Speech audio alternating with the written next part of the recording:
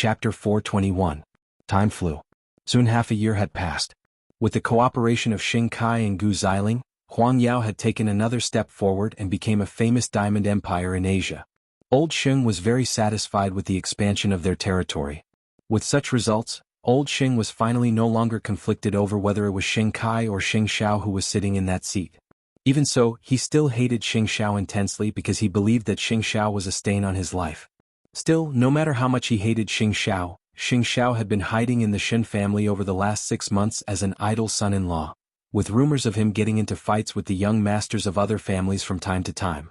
It was as if Mu Qiqi had bewitched the man, turning him from a promising crown prince into a pile of mud that could not be helped up. Meanwhile, Feng Shanshan continued to monitor Mu Qiqi for Old Sheng. However, Mu Qiqi's daily life was divided between school, home, and the forensics lab. She rarely had time to visit Lu Qianqian or Xing Minglan. Mu Qiqi's life was not even as rich as an ordinary person's. At the very least, she could still dance and sing with her classmates or go to the bar late at night. That was why she really did not think that Mu Qiqi was worth monitoring. She was plain and boring. However, in a place where she and the Xing family could not see, in just half a year, Zhongting had become famous in the country. After all, Zhongting was not only producing military supplies, but Xing Xiao had also re-established a research department and built a huge base to carry out the development of new weapons, with close ties to the military. It was this soaring group that attracted the attention of many people. However, no one knew who the person in charge of Zhongting was. In the last 6 months, Mu Qiqi had visited the base he was so proud of with Xing Xiao many times, accompanied him on expeditions around the world, and befriended many important people. Recently, the two of them had gone to Norway to see the laser. But only the Shen family knew about this. Shen Jianchuan could walk normally now, and Su Zipei's little darling was born. Still, they had kept a low profile in order to play along with Sheng Zhao's act. The Sheng family had naturally become even more arrogant now that they had risen to another level. On the other hand, Gu Xiling had clearly signed an agreement with Xing Kai that she would divorce him after having a child and start a new family. Even so, after spending half a year with Xing Kai, she realized that she had fallen for him. However, after half a year of hard work, there was still no movement in her stomach. Because of this, she secretly went for a checkup. However, the doctor said that she was fine and suspected that there might be something wrong with the man. But how could she mention this to Xing Kai? It would be strange if Xing Kai didn't lose his temper. At night, when Xing Kai returned home and saw that Grandpa Xing was still meeting Feng Shanshan, he knew that Grandpa Xing's problem had not been resolved. I really don't know why Grandpa is still dissatisfied with Huang Yao's development to the point that he still wants Feng Shanshan to monitor Mu Qiqi. While helping Xing Kai take off his coat, Gu Xiling said to her husband, "Grandpa thinks that Xing Xiao is a stain on his life. He has been wanting to take revenge for the past 6 months. He knows how useless Xing Xiao has been." "Forget it, let him be. Let's go downstairs and eat." Gu Xiling nodded and kept the results of the checkup in her makeup box. She thought that she might have been too nervous and wouldn't get pregnant this way, so she might as well try for a while longer. The whole family was having a meal in the spacious dining hall when Grandpa Xing gave Xing Kai a mission. "Go and find out more about Zhongting. Find out who's in charge of Zhongting. See if this family has any daughters of the right age. If there are, I think our third brother has found a place to settle down." Third brother spat out a mouthful of rice at that. "Grandpa, I'm already working hard to find one myself. Don't rush me." "How do you know you're not satisfied with Zhongting's daughter if she's not pretty?" Third brother chuckled sheepishly. As expected, the old man had finally set his sights on Zhongting. He had expected it. After all, who wouldn't know that Zhongting was now in Jianchuan? Still, he was certain that eighth brother's family had no daughters. "Got it, Grandpa. I'll see to it as soon as I can," Xing Kai replied, even teasing third brother. "You're the only one in the family who hasn't settled down yet. Even sixth brother is getting married. Shouldn't you work hard?" Third brother thought to himself, "You guys better not see to it or the family won't have peace soon." The old man chuckled as well before turning to Xing Kai. "By the way, get that piece of land east of the city as soon as possible. The expansion of Huang Yao's production base is imminent." "I know, Grandpa. I'll see to it as soon as I can." "Still, I heard that Zhongting has their eyes on that piece of land too. You could use the chance to get to know the person in charge." Zhongting had their eyes on that piece of land, but Xing Xiao might not be the one to bid for it. When third brother heard about it, he quietly called Xing Xiao before he went to bed. "You've successfully caught the old man's attention. He sent second brother to check you out." He wants to know who's in charge of Enchanting, and if there's a girl of suitable age for me to be his son-in-law. Enchanting has many beautiful female employees. Xing Xiao replied.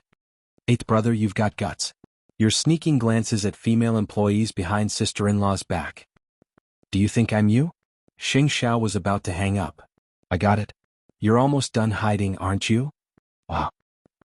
Xing Xiao simply felt that life had been wonderful without the old man's interference for the past 6 months. Of course, he did not have to fear the old man's interference with his current position. After all, he could do anything to Huang Yao with just a few words. There were too many things that could trouble Huang Yao. Mu Qiqi came out of the bathroom after her shower to find Xing Xiao sitting on the sofa with his black shirt unbuttoned. She sat down with her wet hair and dripped water on Xing Xiao's documents. Dry my hair. Xing Xiao put down the documents and pulled his little one into his arms. After half a year, the little one's figure had become even more alluring. Especially with fifth aunt giving her food supplements, her entire face now looked rosy, lustrous, and plump. I heard it when I was showering. What did third brother tell you? Xing Xiao chuckled softly at third brother's words. Chapter 422. The Sheng family wants to know if we have an unmarried daughter of suitable age, so that they can marry third brother to us. Ha! Mu Qiqi glared at Xing Xiao in disdain. Wouldn't the Sheng family always try to curry favor with any major family? Isn't the Su family and the Gu family enough? The problem is my daughter is already taken. Wait, where would we get a daughter? Mu Qiqi was puzzled.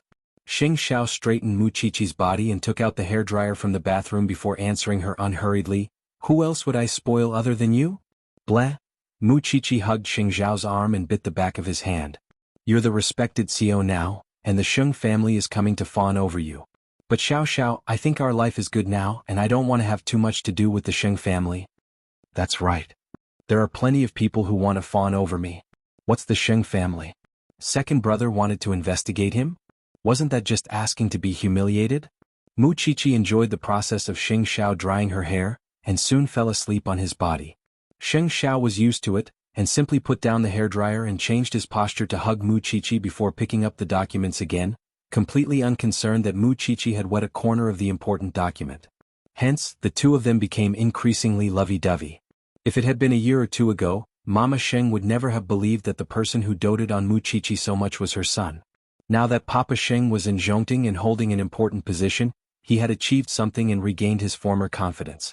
He had to thank his son and Xiao Qi'er for all that, which was why he did his best to fulfill his promise to his family. Whenever he saw something good, he would buy it for his wife. Of course, he would also buy it for his daughter-in-law. At breakfast the next day, Xing Xiao told his parents about third brother's phone call yesterday. Mama Sheng snorted coldly, folding her arms. I'm still fuming over Jing Ting's fire. Moreover, the Sheng family has been belittling my son on various occasions over the last 6 months, and now they want to fawn over me? Isn't that just wishful thinking? How ironic when you think about it. Xing Xiao did not say anything and simply watched her eat her breakfast. When Mama Xing saw that Xing Xiao was not moving, she asked, when do you plan to reveal your identity? At the right time, at the right place. Mama Xing rolled her eyes. Whatever. Anyway, the Sheng family shouldn't even think about stepping over us now. I'm going to get my hair done with Huang Yu. You can go back to work. Mama Xing often visited the Shen family ever since the two elders moved into the villa. Her relationship with Huang Yu was becoming more and more like a sister. Although she was a whole generation older than Huang Yu, she had already left the Sheng family. Who cared about seniority? As long as he was happy. After listening to Mama Sheng's description, Huang Yu's eyes widened. The Sheng family is so shameless. They fawn over whoever is powerful. This isn't something that happened in a day or two. Mu Qiqi did not care about Zhongting's affairs and focused on her research as a forensic doctor. Because of this, Feng Shanshan felt that she had no energy at all. And because she had to keep an eye on her, she could only stay in the forensics lab to look at those disgusting corpses on weekends when she was supposed to go on a date with her boyfriend. Don't you go on a date? What? Xing Xiao might be broke, but doesn't the Shen family still have power and influence? Mu Qiqi answered Feng Shanshan as she cleaned the corpse's wounds. It's been half a year. Did you get anything from keeping an eye on me? Who's keeping an eye on you? You can't wait to go to the washroom with me. Isn't that keeping an eye on me? Mu Qiqi retorted. The Sheng family asked you to keep an eye on me and then what? What kind of seasoning can I have for the old man's meal? Feng Shanshan looked at Mu Qiqi in shock. It turned out that the quiet person she liked actually knew everything. By the way, Feng Shanshan, if you keep following me like this, your boyfriend would be gone. He would probably think that you're trying to get gay, wouldn't he? Feng Shanshan was indeed a little tired after hearing that. But it was fortunate that he was her boyfriend of many years, and he was willing to listen as long as she explained. It's not that I don't want to say it, but you're not in this circle. You might not be able to satisfy the loneliness of a rich man, but there are plenty of people who can. Do you believe that? Mu Qiqi, don't think that everyone is as disgusting as you, seducing your benefactor and turning the crown prince into a good-for-nothing. Mu Qiqi said nothing and simply turned to give Feng Shanshan a mocking look. After a while she spoke again. I'll be in the lab all day today. You should go on a date or you'll hold a grudge against me when your boyfriend is gone. That's none of my business. Xing Xiao is already like this. Haven't you thought of changing him? You're only 19. I know that all of you want to see Xiao Xiao lose everything and be chased out of the Shen family. But he's my man and I'll always be by his side even if he has nothing. You don't have to worry about changing him. Feng Shanshan gave Mu Qiqi a weird look. Then she really took her bag and left the forensics lab. She couldn't give up her love for old Sheng's money. But when she called her boyfriend, he told her that he was on a business trip. Helpless, Feng Shanshan returned to the lab. Would you believe that your boyfriend is with a beautiful woman right now? Shut up, Mu Qiqi. My boyfriend loves me very much. Was it love that she didn't even tell him when he was on a business trip? She really couldn't understand such love. At the very least, she knew exactly where Xing Xiao was when she was with him. If two people loved each other enough, they wouldn't think that it was a restraint, and would even let each other know where they were. Of course, Feng Shanshan had her suspicions, or she wouldn't have flown into a rage out of humiliation. However, the feeling of being exposed by one's enemy was another matter altogether. At night at the Xing residence. Before Xing Kai returned home, old Xing called Gu Xiling into his study and asked her when she was going to have a child. Grandfather, Xing Kai and I have been preparing for a baby, but nothing happened in the last 6 months. Gu Xiling told the old man honestly. Well, did you go for a checkup? I did. The doctor told me that there's no problem, but I didn't dare to mention it to Xing Kai. Chapter 423. Is that so? Old Xing looked at the walking stick in his hand and told Gu Xiling, maybe it's not the right time yet. Just wait a little longer. After all, who would want to admit that their grandson had a problem in that area? Although Gu Xiling thought so too, there was still a knot in her heart. After being married to Xing Kai for half a year, they had been so close to each other that she almost got carried away. I know, grandfather. But if she still could not get pregnant, she still had to think of a way to get Xing Kai to the hospital for a checkup. A few days later at the land auction, everyone was discussing that they would be able to see someone from Enchanting today. Xing Kai was naturally looking forward to it from his seat. Moments later, Su Che and another deputy CEO of Enchanting entered the main hall of the auction. At that moment, many people in charge deliberately turned to look at the person in charge of Enchanting. After all, the company was too mysterious. Su Che's baby face looked very young, which shocked everyone present. To be able to strengthen Enchanting to such a terrifying extent in such a short period of time, could it be this young man? No one knew the answer. And among them, Xing Kai was the most puzzled. Because he remembered Su Che. He had thought that Su Che was a bartender when he sent third brother home, but he turned out to be someone from Enchanting. Could third brother know someone from Enchanting? Soon the bidding began. The piece of land in the east of the city was priced at 1.3 billion. Many of the big shots present also scrambled to raise their cards. However, most of them raised their bids in the millions. Even when it came to Huang Yao and Xing Kai's land, he only raised it by 100 million. But when it came to Enchanting's bidding, Su Che raised 2.6 billion. Everyone was shocked. Many big shots also felt that the land was still desolate and not worth such a high price, so they all gave up. However, Xing Kai continued to follow up because Huang Yao was determined to get that land. 3 billion. 4 billion. 5 billion.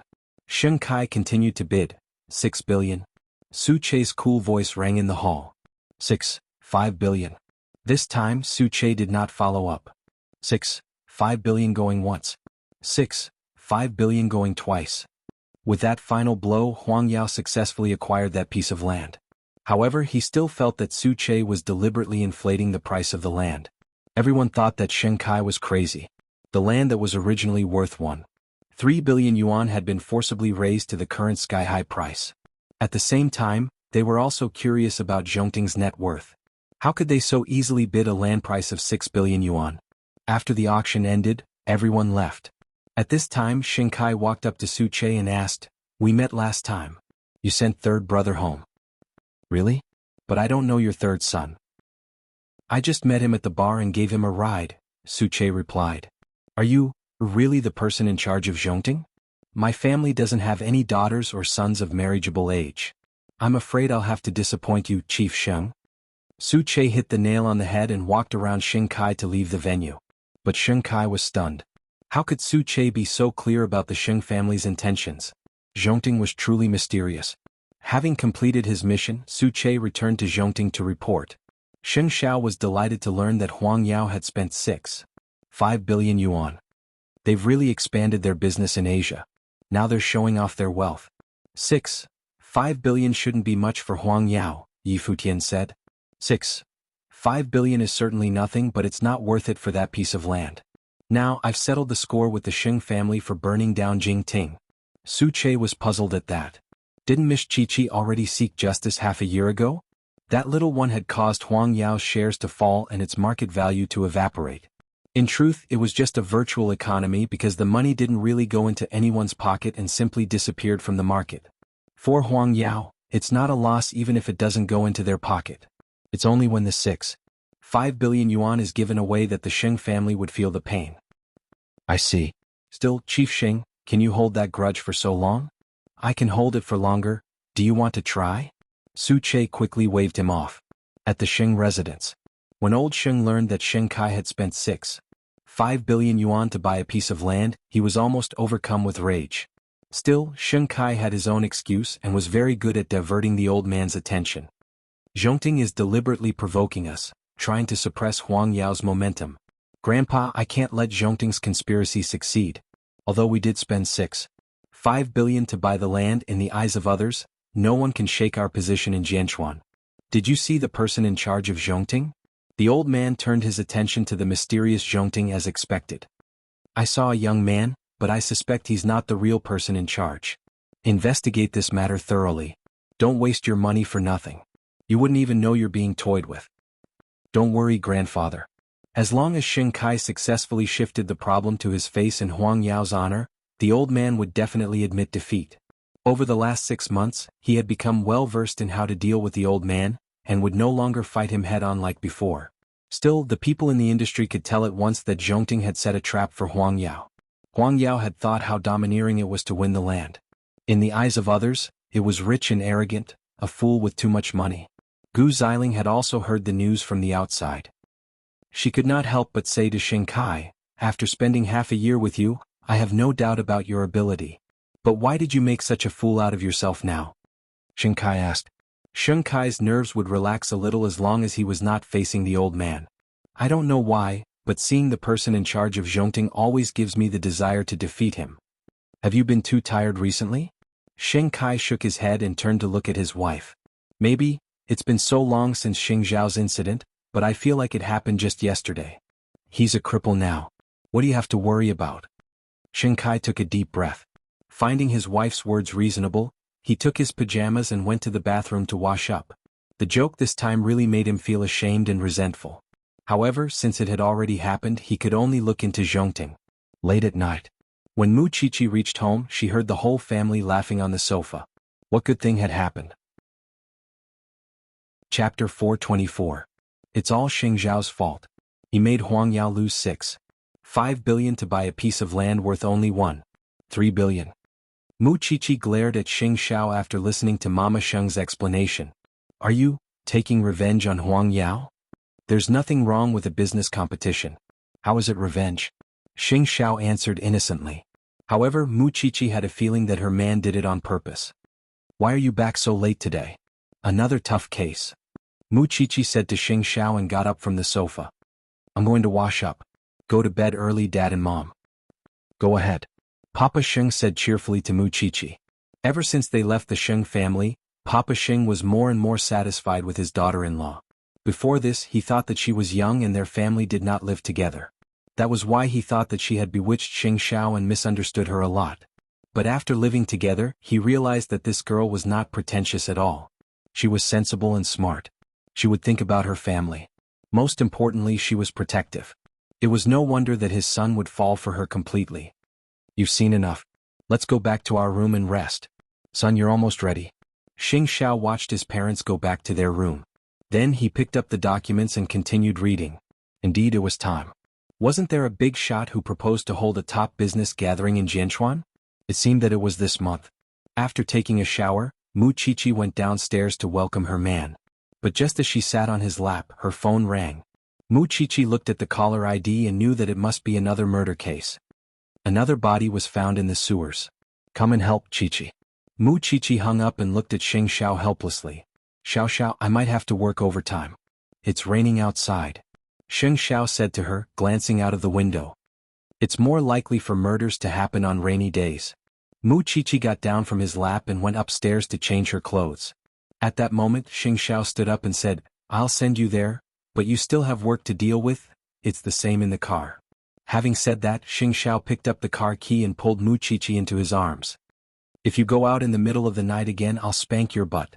Xiao Xiao, do you know that there have been 2 cases of female swine in the city? Their hands and feet were chopped off, and they died so miserably in the sewers. In this world, only we can avenge them. Since the little thing had said so, what else could he say? His usual domineering attitude was useless at this moment. What if I ask you to go out to the field when I'm sick? Tisk, of course I'll take care of you first before I go out. After all, there are people over there. Feng Shanshan is trying her best to make a contribution. It's not that she can't do it without me, but you can't leave me, can you? Mu Qiqi's face was written with one word: self-delusional. Of course, Xing Xiao merely curled his lips and sent her to the spot where the corpse was found. The professor and the forensics team were all there. Feng Shanshan was there too. They held black umbrellas and stood at the entrance of the sewer. The body had already been moved out. Let's take a look at the corpse first. The professor told Mu Qiqi. Mu Qiqi nodded. She put on her raincoat and crouched under the canopy. It's still fresh. From the color of the livor mortis, it's less than 8 hours old. Their hands and feet were also chopped off with a sharp object. There were no other wounds on their bodies, and they had all died from excessive blood loss, just like the other 2 corpses. Did they find red high heels in the sewers too? Yes. The other forensics team nodded. She's a fierce one. Women who lived alone liked to wear red high heels. Their backgrounds were clean and they were ordinary office workers. They had no enemies, did not flirt with anyone, and had normal social relations. She must have a fetish or a gender identity disorder.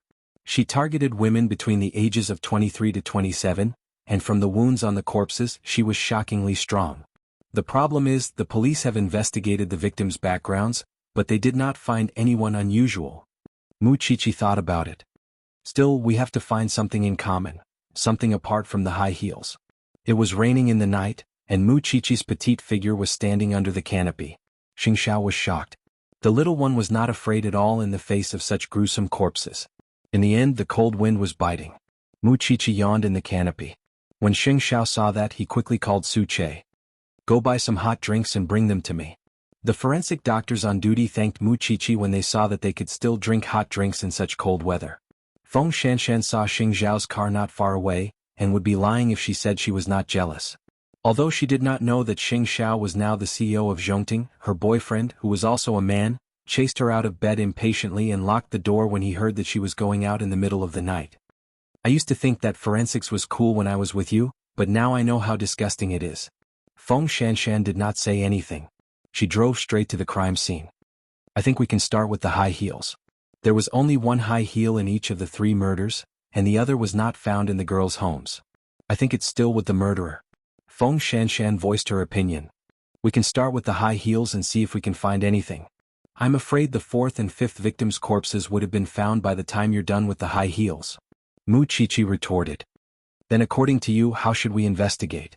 Look for the murder weapon. So far, we haven't found an accurate murder weapon. If we know what weapon it is, we can roughly determine his occupation and approximate his weight. Compared to looking for the high heels, this is more realistic. The murder weapon is the first, the professor said. Go back to the forensics lab and find the sharp object closest to the wound to test it. Feng Shanshan snorted coldly. Still, bring the high heels back for a detailed report. Do a detailed count of the brand, place of origin, date of production, and so on. Also, the rain is too heavy. You two go back first. I'll follow up with the forensics team tonight. Feng Shanshan and Mu Qiqi shared a look and brushed past each other. You're always so annoying. Same to you. The man you ruined is in the car, isn't he? Why can't he come down and greet everyone? Chapter 425. Xiao Xiao, let's go home. Before Xing Xiao drove off, he glanced at Feng Shanshan, who was taking a taxi. This woman had been bribed by old Sheng to keep an eye on Qi. He did not expect her to be so determined to keep an eye on Qi for half a year. Of course, Feng Shanshan did not stop causing trouble for Qi over the past 6 months. Such a person is not worth your time. Leave this woman to me. Mu Qiqi seemed to have seen through Xing Xiao. She knew what this man was planning. Feng Shanshan is proud, but it's also because she has real talent. It's just that her boyfriend probably can't stand her anymore. I've asked Aunt Wu to prepare the water for you again. Go home and take a good bath. Got it? Mu Qiqi nodded. Meanwhile, Feng Shanshan had just gotten a taxi and rushed all the way to her boyfriend's house. However, he would not open the door for her no matter what.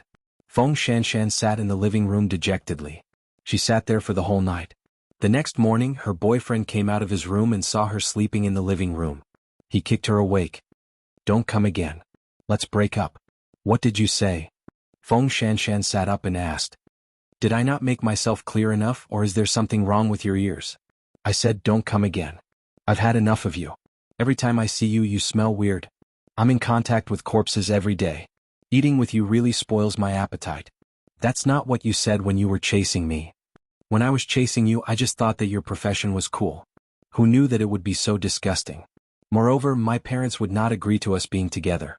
Let's stop here. With that, the rich man took out a bank card from his wallet. There's 200,000 on it. Consider it your breakup fee. Take the money and get lost. Feng Shanshan found it ridiculous. So she stood up and took the gold card. A relationship of a few years is really cheap. With that, Feng Shanshan took the gold card and left her boyfriend's villa. I said it's cheap. You don't want it. Feng Shanshan did not want it. After walking out of her ex-boyfriend's villa, she broke the card and threw it into the trash can. Although she came from an ordinary family, she believed that she had not coveted anything from her boyfriend in the past few years. Moreover, it was this man who chased after her first. However, she had nowhere else to go, so she went to the forensics lab.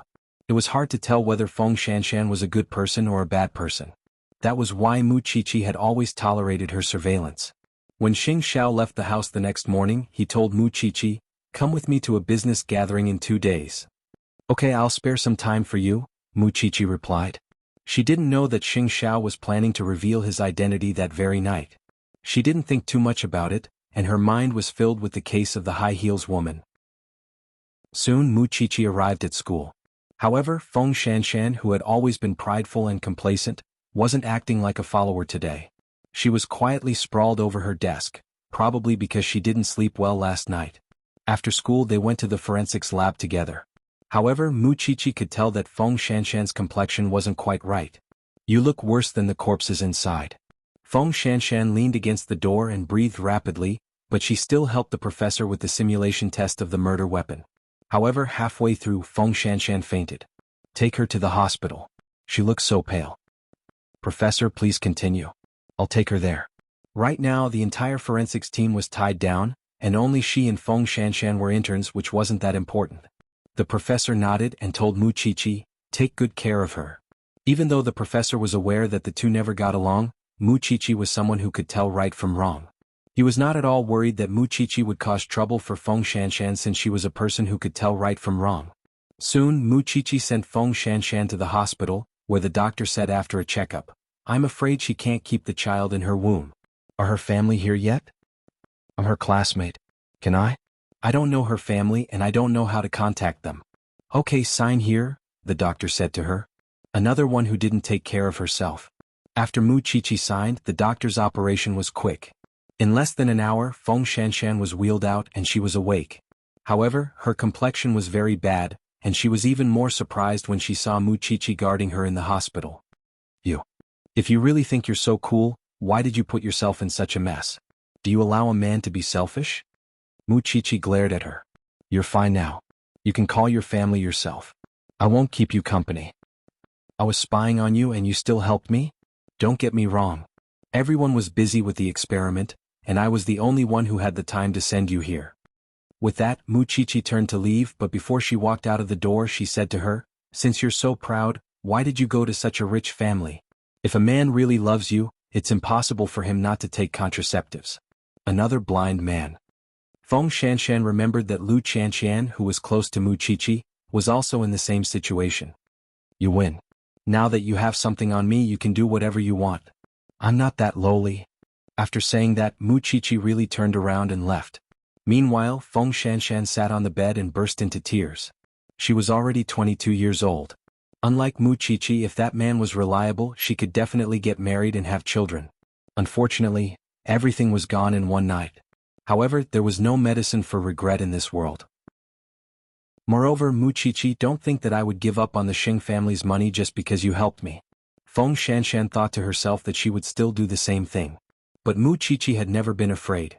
Having met Su Che at the auction, Xing Kai had a feeling that third brother might really know him. Hence, he tested him when third brother returned home. "Do you remember the person who sent you home when you had too much to drink?" Su Che had already spoken to third brother, and it was naturally easy for him to answer such questions. "I don't know him. Isn't he the bartender? I had too much to drink and was delirious. Why are you asking about him?" "He's the person in charge of Zhongting's plot of land in the east of the city." Chapter 426. You're overthinking it. I'm just asking. Third brother nodded. "Alright, I'm going back to my room. Oh, by the way, I heard that there's a top business gathering in a few days. We're all going, aren't we?" "Sister-in-law, me and you, we're all going. You know very well why you're going." He was going to look for his future wife. Third brother shrugged nonchalantly. He was only concerned if eighth brother would go. "I don't know why, but even though I know that eighth brother is useless now, I still feel that he might make a comeback. I don't know if I'm being paranoid." Third brother said nothing, and simply slipped into his room to sleep soundly. He could pretend he didn't know if he saw eighth brother at the business gathering. After all, who didn't know how to play dumb? After keeping a low profile for over half a year, it was time for eighth brother to show himself. Otherwise, the outside world would really think that he was crippled. Since Zhongting had tricked Huang Yao, old Xing would definitely not go to Zhongting for in-laws. After all, Su Che had clearly told Xing Kai that they could marry into the Xing family if there were no girls of suitable age in their family. And since there was a grudge, they could only be enemies. Be that as it may, the people of Jianchuan had yet to meet the person in charge. Why was he acting so mysterious? There's no telling which powerful family is pulling strings behind the scenes, toying with people's hearts and making Huang Yao suffer the moment they arrived. Still, it's just a new company. Could they really fly? If the person in charge of Zhongting is really going to the business gathering, you'd better get back at me for what happened before. The old man instructed Xing Kai. "Don't worry, grandfather. I'll bring Xiling and third brother there. We wouldn't lose to Zhongting in terms of momentum. Since you've made all the arrangements, go back and rest. By the way, second brother, don't ignore Xiling's feelings just because you're worried about work. Spend more time with her when you have time." In other words, the old man was implying that he should spend more time rolling in the sheets with Xiling and having children. "I understand." Speaking of children, it had already been more than half a year, but there was still no movement. He had no idea why. When he and Gu Xiling got married, she hadn't had a man yet, so there shouldn't be any problems with her body. But in the past 6 months he hadn't used any contraceptives. How could she not get pregnant? Don't think that Xing Kai didn't have any doubts. He was also curious about this matter. Therefore, he planned to arrange for a private doctor to do a self-examination when he had time. He would first rule out that there was no problem with his fertility.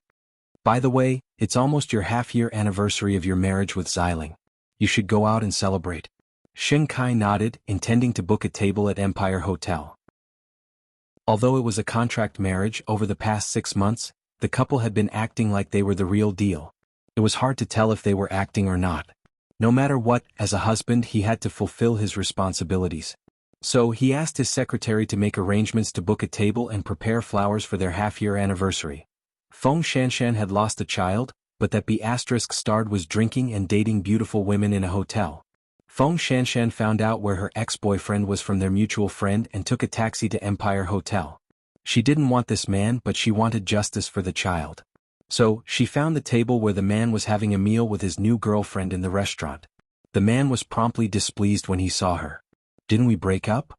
How could you find me here?" I'm here to see why a man who just dumped his ex-girlfriend 2 days ago could go on a date with a new girl as if nothing had happened. We've already broken up. What do you care? I'm not trying to care about trash like you. I just want to tell this new sister that this man never wears a condom in bed. You could get pregnant by accident and then lose it to him just like me. The girl felt disgusted at those words and rose from the table. Sorry, I'm leaving. What do you get back by doing this? I don't want to get back anything. I just want to see you disgusted. Slap. There was a loud noise and Feng Shanshan was slapped in public just like that. I gave you face but you don't want it. Meanwhile, Sheng Kai and Gu Xiling were in the open-air restaurant. Feeling their mood affected by the commotion, they called for the hotel manager. What are the security guards doing in this hotel? I'm really sorry, Chief Sheng and Mrs. Sheng. We'll take care of it right away. With that, the hotel manager led the security guards to Feng Shanshan and the scumbag. I'm sorry, but could you please leave? You've seriously disturbed other customers. I'm your VVIP.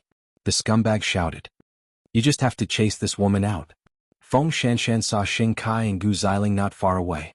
She had seen both of them when she visited the Sheng family. Still, they probably wouldn't remember her. No, they wouldn't stand up for her even if they remembered her. Who did she think she was? In the end, it was Mu Chichi who called. The professor is asking why you're not here yet. What time is it? I'm in Empire Hotel. I'm in a bit of trouble. For some reason, Feng Shanshan had the illusion that Mu Chichi might be willing to help her. In Mu Chichi's opinion, that woman loved to torment. Of course, she could understand that Feng Shanshan's current mood was exactly the same as Lu Chanshan's before. Even so, wouldn't you be digging your own grave if you went looking for trouble? Miss, please leave. My friend will be here soon. Feng Shanshan said. Feng Shanshan, this is the first time I've realized that you're so annoying and despicable. This time, Feng Shanshan didn't hold back and promptly slapped the scumbag across his face. You don't deserve to call me by my name. Sheng Kai and Gu Xiling were sitting nearby. Unable to hold back at the commotion, he turned to the hotel manager and said, Aren't you going to ask someone like that to leave? She's affecting my anniversary with my wife. Miss, please. Hence, Feng Shanshan was escorted out of Empire Hotel by the security guards. Still, it was here that Feng Shanshan saw the disgusting faces of the Sheng family. Over the last 6 months, she had been watching over Mu Chichi on old Sheng's behalf. Although she didn't expect Sheng Kai to put in a word for her, it was quite cold-blooded for him to stand by and watch. Chapter 427. When Mu Chichi arrived at Empire Hotel, she found Feng Shanshan crouching at the entrance, with the hotel security standing beside her. Mu Chichi walked up to her in disappointment. You're my enemy. Shouldn't you at least have the self-awareness of being my enemy? Feng Shanshan looked up, her face streaked with tears. All she felt was that she was ridiculous, pathetic, and trampled upon. Now, I finally understand the benefits of being rich. Don't tell me you're even more perverted after being provoked? Mu Chichi pulled her up from the stairs. If a person wants to be respected, money is secondary. First, you have to think highly of yourself. Having a rich boyfriend would certainly satisfy your vanity, but don't forget that rich young masters are not to be trifled with. Don't you regret ruining the crown prince? Why should I? Mu Chichi was so angry that she almost laughed. Although I don't want to admit it, your ability is indeed extraordinary. With these, you can also reap a good life. Why must you go to a fancy trash can to find a man? I didn't expect that I have such a high opinion of you. Hurry up and clean up your ugly face. Report to the forensics lab. Mu Chichi did not want to waste any more time on Feng Shanshan. However, that scumbag of a boyfriend had just stepped out of the hotel. When they saw each other, they hurriedly approached. You slut, you haven't left yet. Great. Helpless, Mu Chichi went up to him and pushed him away. I know you don't care that Feng Shanshan had a child in her, but you should do some good for yourself. The scumbag laughed when he saw that it was Mu Chichi. And here I was wondering who it was. I didn't expect it to be the bride, Mu Chichi. What? You ruined the crown prince, and now you want to drag another man down with you? Are you sure you want to fight me head-on with your meager assets? Mu Chichi asked in return. Who knows, you might end up worse than Feng Shanshan tomorrow. Considering her identity as a member of the Shen family, the scumbag did not dare to spout nonsense. So he found an excuse to warn Feng Shanshan, don't ever appear in front of me again. Otherwise, I'll beat you up every time I see you. Scum like him, you still don't want to admit it? Were you blind before? Feng Shanshan had nothing to say. In fact, she felt that she was quite a scumbag. Now it was just retribution. After thinking it through, Feng Shanshan wiped away her tears and said to Mu Chichi, "Let's go. Let's go there now. Don't think I'll give in to you just because you helped me. Do I need you to let me?" Both of them quickly rushed to the forensics lab, but the couple who had been enjoying a candlelit dinner at Empire had left the hotel as well. Still, when the waiter helped him get the car, he heard that Mu Chichi had been there just now. Although they were both in Jianchuan, it had been over half a year since he last saw Mu Chichi. He didn't know whether the woman who ruined Eighth Brother's future had become more tricky and difficult to deal with. Come to think of it, the Shen family's upbringing isn't too good. There's no telling how long Xing Xiao could tolerate Mu Chichi if he goes. No matter how long he can tolerate, the Sheng family can't let him come back. Sheng Kai told his wife coldly. His mood had changed the most over the last 6 months. Xing Xiao did not want anything back then. He just wanted Mu Chichi alone, leaving behind the huge business of Huang Yao. He had gone through so much to bring Huang Yao to a higher level, and he would never be so generous as to hand over his fruits of labor. Moreover, he liked the feeling of dominating others. Still, the girl who caused trouble just now was hired by Grandpa.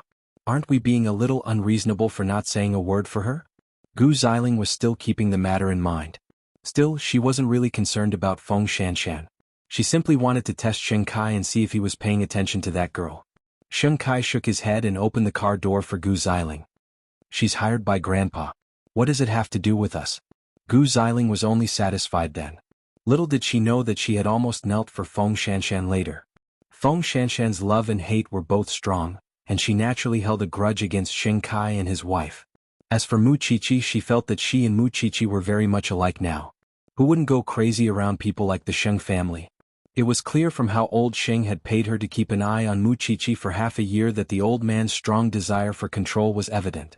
When they returned to the forensics lab, there was a new breakthrough in the case of the high heels. First, they had confirmed that the murder weapon was an extremely sharp knife, and that the knife was made with the aid of a certain instrument, which was why it didn't take much effort to cut off the victim's limbs. Secondly, he confirmed the connection between the high heels. All 3 girls had bought them from the same online store. With this information, they could lock onto the next shoe buyer and ensure their safety.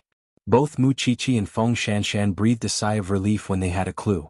At the very least, there would always be good things happening and not everything would be so terrible. Unwittingly, it was late into the night.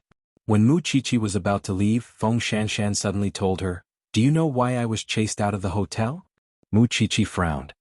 Because the current crown prince of the Sheng family and his new wife were celebrating their 6-month anniversary up there, and he said that I was disturbing them. So, the Sheng family is really annoying. Mu Chichi sneered and returned home. She felt much more relaxed now that there was a clue to the case. Still, she was a little tired after so many things had happened today.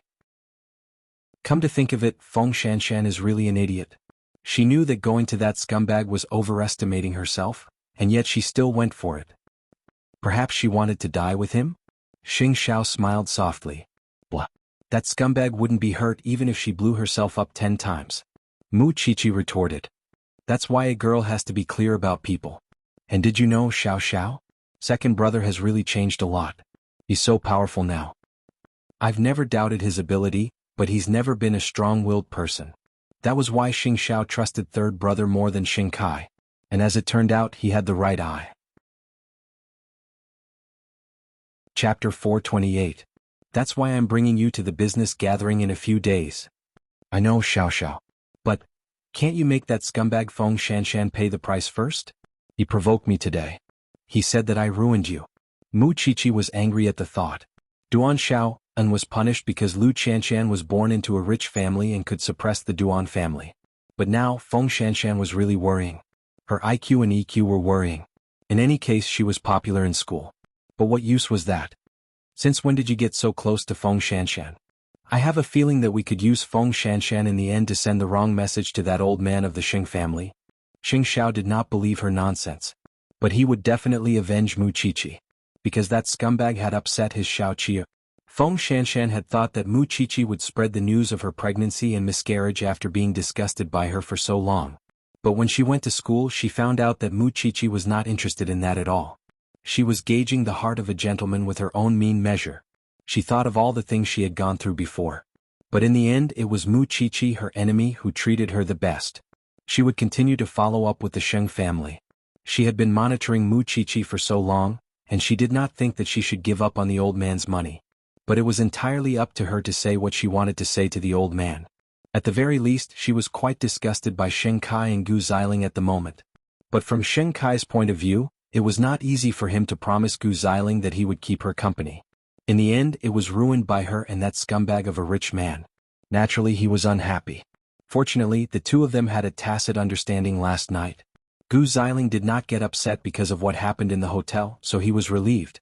Over the last 6 months, Gu Xiling rarely caused trouble. She was dedicated to being his wife and helping him take care of the Sheng family. It would be a lie to say that he was not moved. Still, he was a little worried that the child they had been looking forward to for so long did not come. The next morning, Sheng Kai entered the dining room with a radiant face.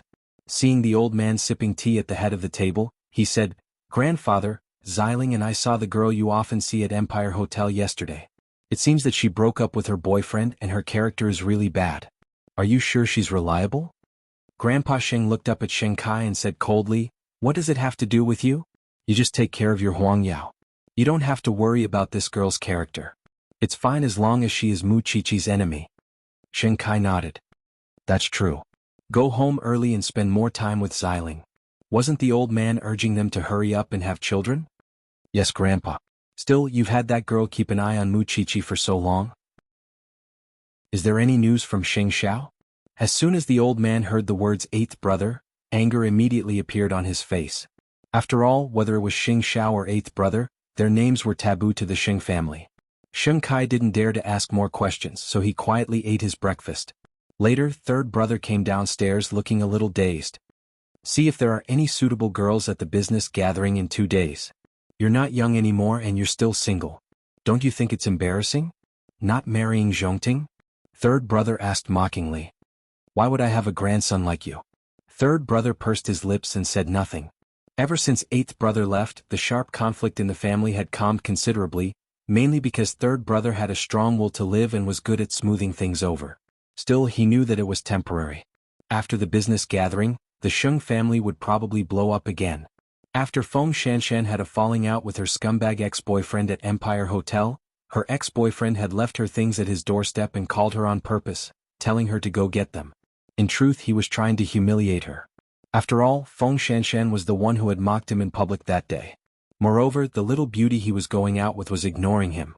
Feng Shanshan was in the forensics lab when she answered the call, and found that Mu Chichi was looking at her when she hung up. "Is eavesdropping a habit of yours? I just don't get it. Why do you have that scumbag's number in your phone?" Mu Chichi crossed her arms and shook her head. "Besides, are you really that stupid? Are you really going to be greedy for those things? I don't think those things are important, but the only photo of my parents is in my suitcase. I have to get it back." Feng Shanshan replied. "He wouldn't be so kind as to let you get it. If it were me, I would just throw it away. Isn't that scumbag's intentions obvious? It's none of your business." With those words, Feng Shanshan took off her white coat and left the forensics lab. Of course, Mu Chichi wouldn't stick to the cold shoulder since Feng Shanshan had put it that way. She simply called Xing Xiao even though she felt that it was a waste of his time. Su Che quickly received Xing Xiao's order to contact the scumbag's parents. It was easy to deal with someone like that since it was just a small company. Feng Shanshan returned the car to the scumbag and hailed a cab to his mansion.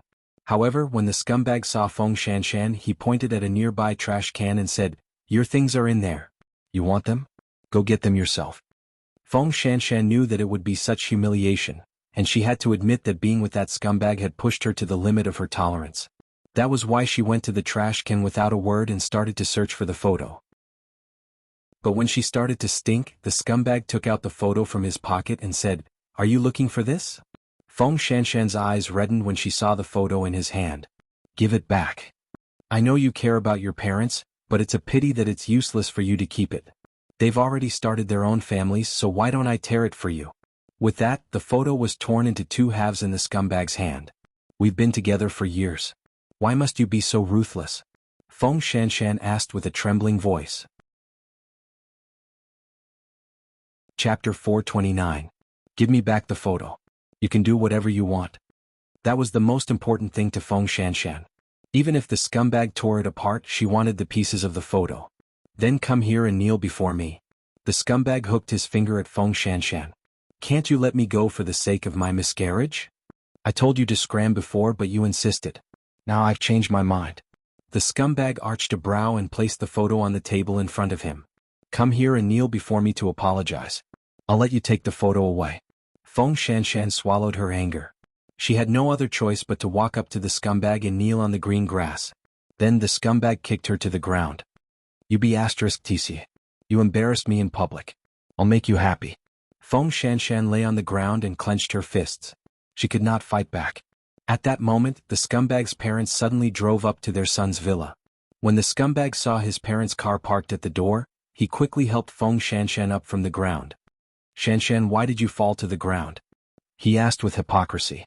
The scumbag's father was not fooled. After getting out of the car, he walked up to his son, picked up a stool beside him and smashed it on his back. The scumbag fell to the ground and rolled around in pain. Come in. His imposing figure dragged the scumbag into the living room with an absolute aura. Along the way, the scumbag let out a series of screams. In fact, the parents had already arrived when Feng Shanshan was rummaging through the trash. 2 days ago, someone from Enchanting came to discuss a takeover.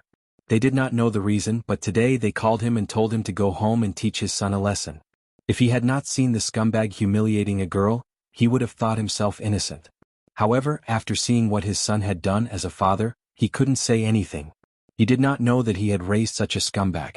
Feng Shanshan was helped into the living room by the scumbag's mother. They knew that their son had a girlfriend, but they had never met her in an ordinary family. They did not expect that their first meeting would be under such circumstances. Feng Shanshan did not know what was going on. She followed him into the living room of the villa. However, the scumbag's father found a golf club and swung it at his son. The screams came one after another. When the scum vomited blood, the scum's father finally stopped. Dad, you're going to kill me. Beating you to death is considered a light punishment. If it wasn't for breaking the law, I would have chopped you up today. The scumbag's father said to his son, do you know that you've offended someone you shouldn't have? If the company goes bankrupt, not to mention you're now a rich second generation, I'm afraid you can only go to the streets and become a beggar. You still want a girl to kneel to you? Let me tell you, from today onwards, I won't give you a single cent. I want to see how you're going to continue fooling around. The scumbag lay on the ground moaning.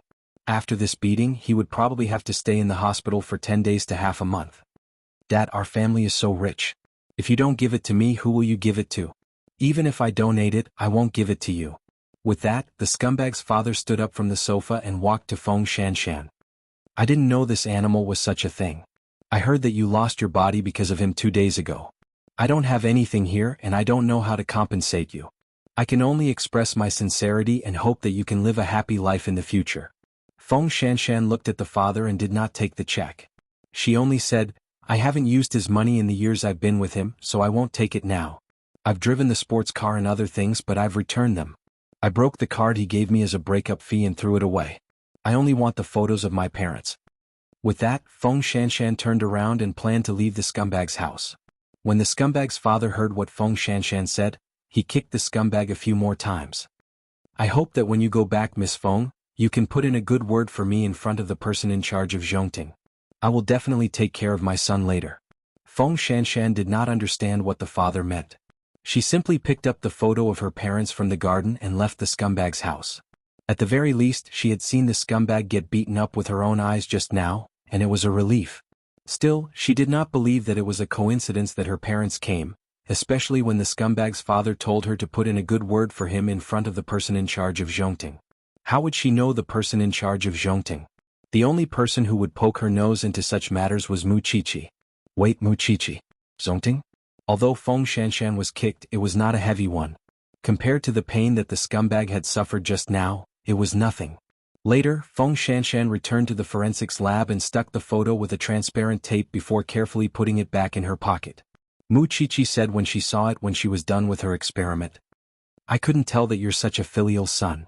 Why are you always peeking at others? Get it straight. You're in the forensics lab and such an obvious places for people to see. You could have stuck it back at home otherwise. Feng Shanshan had nothing to say. Pausing for a moment, she then said, You helped me today, didn't you? What does that have to do with me? Otherwise, no one in this world would care about me, Feng Shanshan said. The photo you saw just now was when I was 15 years old. It was the last photo of my parents before they divorced. After that, the two of them started their own families. Other than giving me a fixed amount of money every month, they didn't ask about anything else. But why would I tell you that? What happened to you at the Mu family back then is no less spread and not much better than me. Mu Chichi said nothing and simply washed the utensils in silence. Your family built Enchanting, didn't they? Or perhaps the crown prince built it? How so? Otherwise, I can't think of any other reason why someone from Enchanting would help an annoying stranger like me. At those words, Mu Chichi turned to look at Feng Shanshan. So, are you going to tell the Xing family? Feng Shanshan smiled but said nothing. Chapter 430. Come to think of it, it was time for her to complain to the Xing family. One night later, Feng Shanshan asked Mu Chichi as she was leaving the forensics lab. Do you want me to tell the Xing family? I really don't need that. It's up to you. The two of them still maintained this kind of atmosphere. As long as they were together, they would be at daggers drawn. Especially in school, Feng Shanshan still had many good friends, while Mu Chichi was still a lone wolf. But for now, Feng Shanshan would not really cause trouble for Mu Chichi in private. In fact, on the surface the two of them seemed to be competing with each other, but in fact they were both cool and had done many things for each other. Mu Chichi mainly treated Feng Shanshan because of the miscarriage and the scumbag. Feng Shanshan, on the other hand, blocked a lot of rumors for Mu Chichi. Naturally, the main reason was still the Xing family. As a matter of fact, old Xing would sometimes have Feng Shanshan come to him if he wanted to know something, and at other times he would go to her personally. However, the matter with Mu Chichi had become more and more boring over the last 6 months. That was why the old man had been too lazy to seek her out, and would have her come by herself, with the butler bringing her to the old man's study. It was the same on this night. Feng Shanshan followed the old butler when she arrived at the Xing residence. Along the way she met the other members of the Xing family including Gu Xiling. Gu Xiling recognized Feng Shanshan at once and asked the butler, "Did Grandpa bring this woman in again?" "Young madam, it's Grandpa's business. Servants like us shouldn't ask." Gu Xiling, dressed in a long white dress, glared at Feng Shanshan imperiously. "We've met at Empire Hotel." "I remember." Feng Shanshan's words held a hidden meaning. "I don't understand why Grandpa would think so highly of you. Perhaps you have something special about you, but I was a little surprised when I saw you that day at the hotel. I think that you should at least maintain your basic manners as a woman, and don't cross the line again." "I don't think I have to listen to your teachings, young madam," Feng Shanshan retorted stubbornly before turning to the old butler. "Let's hurry inside." Gu Xiling was stunned. It seemed to be the first time she met such a stubborn person. No, it was the second time.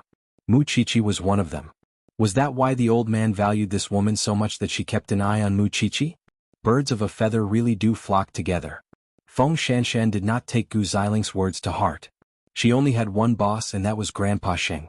A moment later, the two of them entered the old master's study, where the old master was practicing calligraphy. "Chairman, I'm here to report as usual." "There's nothing special, let's go back," Grandpa Xing said. "However, you haven't seen Xing Xiao even once in such a long time."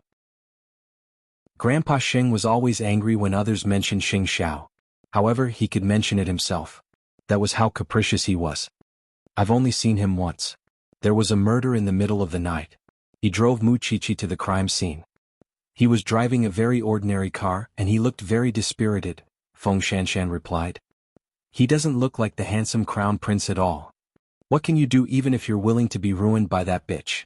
In the future you can come here once every 2 weeks. Or, if you have any special discoveries you can come here directly. I see that the young madam of your family doesn't like me. I'll call you from now on," Feng Shanshan suggested. After all, the Xing family isn't a place commoners like us can just come in. The old man frowned at that but nodded. "That works." The family was so arrogant that they considered themselves kings and emperors. And when Feng Shanshan left the Xing family's residence, the servants kept a close eye on her. Were they afraid that a commoner like her would steal something? It was no wonder Mu Chichi hated the Xing family so much. There was no normal person who wouldn't hate such a family. Their eyes were all on top of their heads. After leaving the Xing family's residence, Feng Shanshan turned to look at the huge mansion. They had a lot of money but they were really stupid. Xing Xiao had kept a low profile and built Zhongting in just half a year, widening the horizons of everyone in Jianchuan. And yet, this family was so short-sighted. It was no wonder Jianchuan lived up to its reputation. She really wanted to know what the family's expression would be when they realized the relationship between Zhongting and Xing Xiao. Meanwhile, Mu Qiqi was leaning on Xing Zhao's body and reading past cases.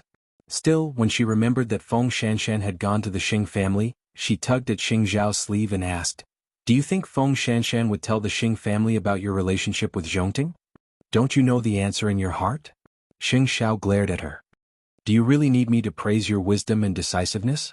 Mu Qiqi laughed and wrapped her arms around Xing Zhao's neck. "I heard that Feng Shanshan's ex-boyfriend was sent to the hospital after being beaten up by his own father. Su Che is so reassuring. You vented your anger?" "Of course I vented my anger with my husband. It feels good." Xing Xiao pressed down on Mu Qiqi's head to stop her from moving around. This little one was getting better and better at flattering people. He wondered if there would come a day when she would climb onto his head and pee on it. "So when is the business gathering?" "In 2 days. Xing Xiao replied. "I'm getting a little excited just thinking about it." Mu Qiqi chuckled. On the next day, Mu Qiqi and Feng Shanshan ran into each other in school. The professor called them to inform them that the case of the high heels corpse had been solved. Both of them shared a look, but neither said a word. No one could understand this kind of love-hate relationship. It turned out that the culprit was the lover of the shoe shop owner. She would wear those heels every time they went on a date, which left a deep mark in his heart. Later, when he found out that the woman was wearing red heels with someone else, he killed her in a fit of impulse, chopping off her limbs and throwing her into the sewers. From then on, he hated anyone who bought these red high heels. That was why he pretended to be the man's lover and continued selling shoes online. He would get the address of anyone who bought those red heels, and kill them to vent his anger. To experience that pleasure, he even built a machine with his own hands that could instantly remove the limbs of a corpse. Chapter 431. The top business gathering would be held in the Grand Houston Square in a day's time. On that day, the representative of Zhongting would really be there. This time it was not a fake news. But before that, Sheng Kai took the time to do a physical checkup. Once the results were out, his personal doctor immediately called him and asked him to make time to see the doctor. Sheng Kai did not tell Gu Xiling about it. It was a man's pride anyway. So, his personal doctor was personally invited to his office by his assistant and brought his checkup report. "Chief Xing, I'm afraid you need to go to the hospital for a more comprehensive checkup," the doctor suggested as he placed his examination report on the table. "I suspect that you have immune infertility." Sheng Kai's expression changed when he heard that. "Explain clearly." The doctor took some time to explain to Sheng Kai the cause of immune infertility and the consequences of it. "But there is no big problem in that aspect of my life. There may be a hereditary history," the doctor explained. "Can it be treated?" "Of course, but I need your cooperation." Sheng Kai could cooperate, but he did not want anyone to know that he could not have a child, especially Gu Xiling. It was a man's pride. "I can cooperate, but I must make sure that no one else knows." With his current physical condition, it was almost impossible to get Gu Xiling pregnant. So that night, even when Gu Xiling took the initiative to invite him, he did not have the intention.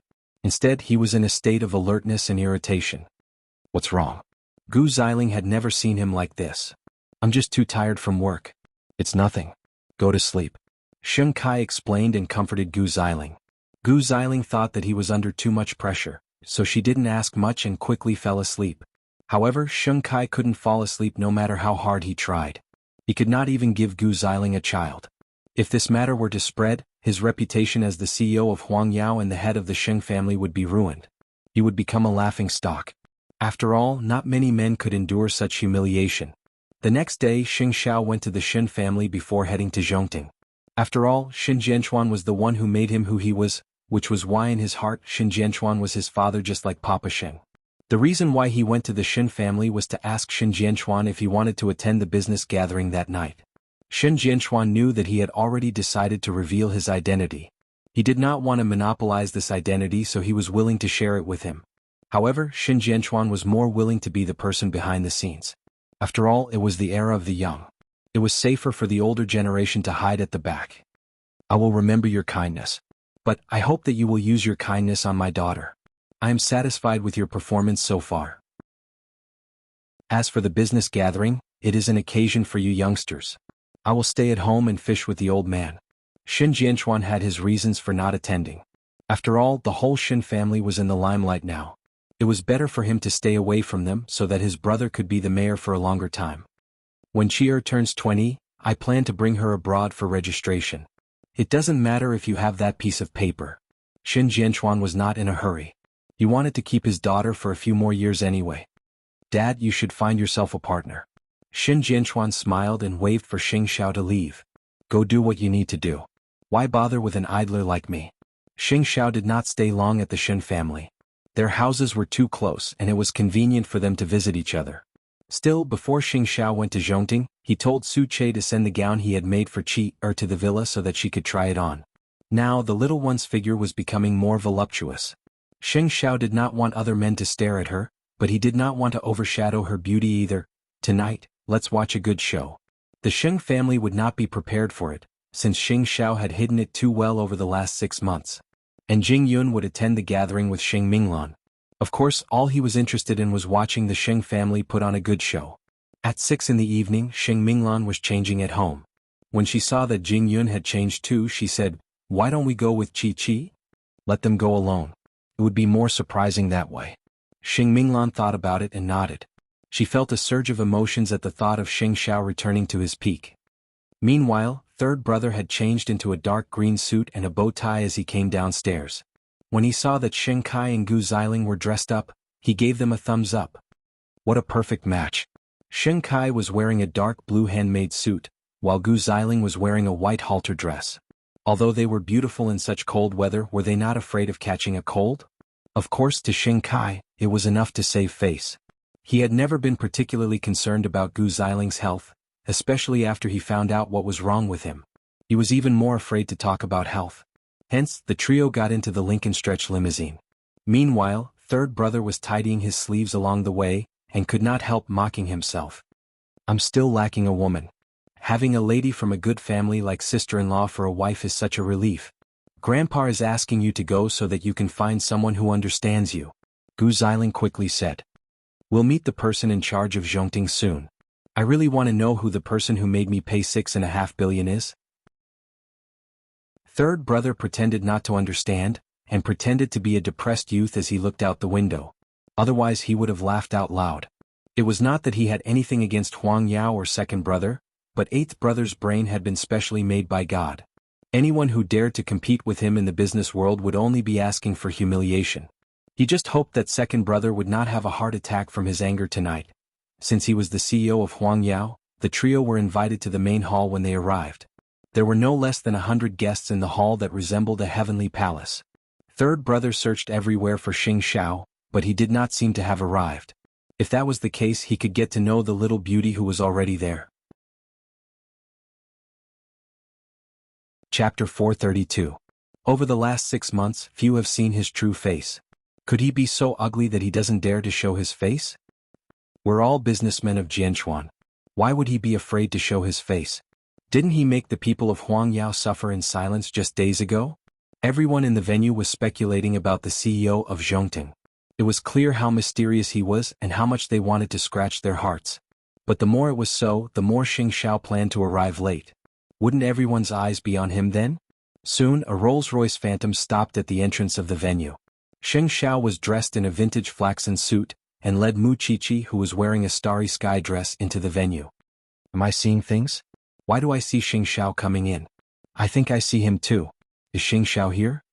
The man who had shaken the world half a year ago was rumored to have been utterly ruined by a woman. Why would he be here at such a grand business gathering today? Moreover, looking at his appearance, he looked so heroic and vigorous. Where did he look like he was defeated? Everyone in the venue watched as Xing Xiao led Mu Qiqi and Su Che into the venue. Of course, the esteemed guests did not seem to have connected Xing Xiao with Zhongting, and were therefore very puzzled by his arrival. Only the bigwigs who worked with Xing Xiao quickly came up and shook his hand. Chief Xing, we welcome you. Yeah. I thought you wouldn't come to a gathering like this since you're so busy every day. Xing Xiao smiled in return and turned to Xing Kai nearby. Wait, what's going on? Isn't the Crown Prince of Huang Yao second young master Xing Kai now? Don't talk nonsense. Chief Xing coming to the gathering has nothing to do with Huang Yao, because he's now the CEO of Zhongting. A friend who was close to Xing Xiao explained for him. With his explanation, everyone came to a sudden realization. So he's the CEO of Zhongting. Oh my God, This means that he has been developing the military industry for the past 6 months. It's not like what the rumors say, that his future was ruined by a woman. Now all the guests were shocked. The former crown prince of Huangyao, whom they thought would never rise again in this lifetime, had developed an impressive military enterprise in just half a year. Sheng Xiao had thought that there was nothing left after he left Huangyao. In the end, he became the CEO of Enchanting. This was probably the most powerful slap in the face in the world, right? Listening to the shocked voices of the guests, one could tell how much Sheng Xiao had shocked them. Not far away, Sheng Kai was in disbelief too. Grandpa had sent someone to keep an eye on Mu Qiqi. Everyone in the Shen family had said that Sheng Xiao was a poor son-in-law. But who would have thought that? This person actually managed to pull the wool over everyone's eyes. Actually, he had long been full of ambition and was already plotting something else. No. Sheng Kai felt humiliated because it meant that Sheng Xiao did not care for Huangyao at all. That was why he left the Sheng family in such a manner, and established Enchanting in just half a year. This person did not just betray his family. And it was not just Sheng Kai. Even Gu Xiling, who was standing beside Sheng Kai, had to admit that no matter how hard Sheng Kai worked, the gap between an ordinary person and a genius was clear. Everyone else would pale in comparison when they were in the same space as Sheng Xiao. Even though he didn't appear in such an arrogant manner, appearing quietly and normally as a person in charge, he was still so dazzling that it made others feel ashamed of their own inferiority. I really didn't expect that Sheng Xiao would be Sheng Xiao. What a shock. The guest discussion grew louder and louder. It was only then that Jing Yun led Xing Minglan to Sheng Xiao. Hello, Chief Sheng. Sheng Xiao reached out and shook Jing Yun's hand. We might have a chance to work together. In just half a year, Sheng Xiao had become much more mature. The sharpness around him had faded, and he no longer had the sense of danger that people could see from him wherever he went. As expected of someone who caught Secretary He's eye. He didn't disappoint us. Chief Sheng, I look forward to working with you. Sheng Xiao thanked all the guests who came up to him before turning his eyes to Sheng Kai. In that very moment, Sheng Kai's existence was a joke. He picked up Huangyao that Sheng Xiao did not want. He picked up the woman that Sheng Xiao did not want. At first, he thought that he was shouldering the responsibility of the family. But now, it seemed that the entire Sheng family was nothing more than chess pieces on Sheng Xiao's chessboard. Gu Xiling could empathize with Sheng Kai's feelings, because she was feeling complicated as well. Even so, it was precisely because of such an occasion that she should not lose face. Let's go and say hello. Sheng Kai walked stiffly to Sheng Xiao and Mu Qiqi and said through clenched teeth, "Nice move. You've turned everyone in the Sheng family into a joke. It's my business how I develop after I left the Sheng family. Why would I make the Sheng family feel so bad now that I've become successful?" Sheng Xiao asked in return. "Now that you're the high and mighty CEO of Enchanting and all the bigwigs in Jianchuan are your friends, is there a need for you to talk to old people like us who have no power? Just a few days ago, you had your assistant humiliate me at the auction. Sheng Xiao, don't you think you're so great? Abandoning Huangyao to build Enchanting?" Sheng Xiao said nothing in response to Sheng Kai's question, but Mu Qiqi did. In half a year, she had become even more mature and beautiful. Don't think too highly of yourselves. Xiao Xiao left the Sheng family to escape old Sheng's control. Don't you know what's bothering you? It's been half a year and you're still as sharp as ever. Sheng Kai retorted. You're the one who took him away.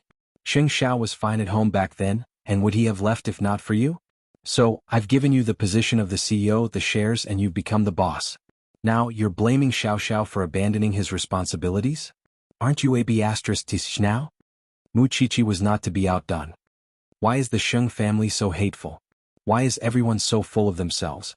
When you want Sheng Xiao to manage Huangyao, he has to work without complaint, and when you want power, you kick him out and send people to keep an eye on him every day. Now, you're jealous when he's making it big? Mu Qiqi. Sheng Kai's voice was a little louder now. Chapter 433. Gu Xiling stopped Sheng Kai at that and stared at them. If you're here to show off today, you've achieved your goal. Can you let us go now? You're the ones who won't let go of yourselves. Mu Qiqi replied. Let me formally introduce you. This is Sheng Xiao, the CEO of Enchanting. He has nothing to do with the Sheng family, and we should draw a clear line between us in the future. Sheng Xiao did not say a word from start to end, and merely stroked the angry little tiger in his arms. She was still the same, fuming at the sight of the Sheng family. They were not exactly flaunting their prowess because Sheng Xiao was not here for the Sheng family at all. What was Huangyao now? In Xing Zhao's eyes, it was nothing more than a passing cloud. After that, Xing Xiao and Mu Qiqi chatted warmly with the guests, and everyone's opinion of Xing Xiao changed greatly. They only felt that he was young and hot-blooded, and not to be trifled with, and always carried a hint of violence when he appeared. Now he appeared much gentler and more composed. But only Mu Qiqi knew that the man's level of black-bellied schemes was incurable, and there was no antidote. Feeling humiliated, Sheng Kai went to the garden with Gu Xiling for a breath of fresh air. I still don't know how to tell grandfather about this. Gu Xiling thought about it and told Sheng Kai, grandfather found someone to keep an eye on them, but it's useless. You can't be blamed. I really didn't expect Xing Xiao to have this trick up his sleeve, playing everyone like monkeys. If you think this gathering is boring, let's find an excuse to leave. Sheng Kai shook his head and calmed himself. Will be a joke if we leave just like that. Gu Xiling did not know why he had to be so stubborn. He clearly could not stand Xing Zhao's presence, and yet he was forcing himself to stay. Alright, I'll go with you. I saw Xing Zhao's assistant just now.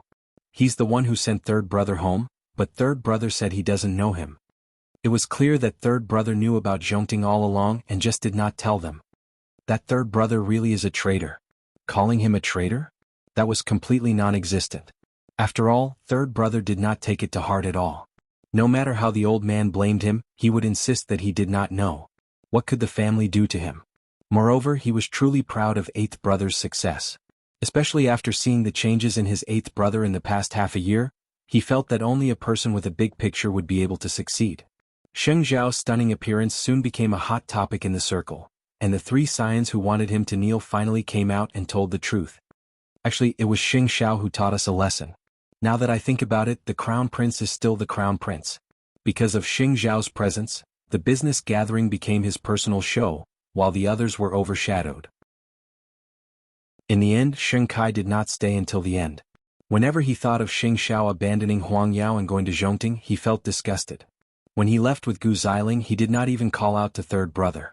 Since third brother and eighth brother were close, he should go ahead. When they got home, Grandpa Sheng was watching TV in the living room. He placed his hands on his walking stick, his face expressionless. When Sheng Kai saw that, he walked up to the old man. Grandfather, Grandpa Sheng looked at the time and answered, "You're back so early. Did something happen?" "There's something I want to tell you, but I'm afraid you'll get emotional after you hear it."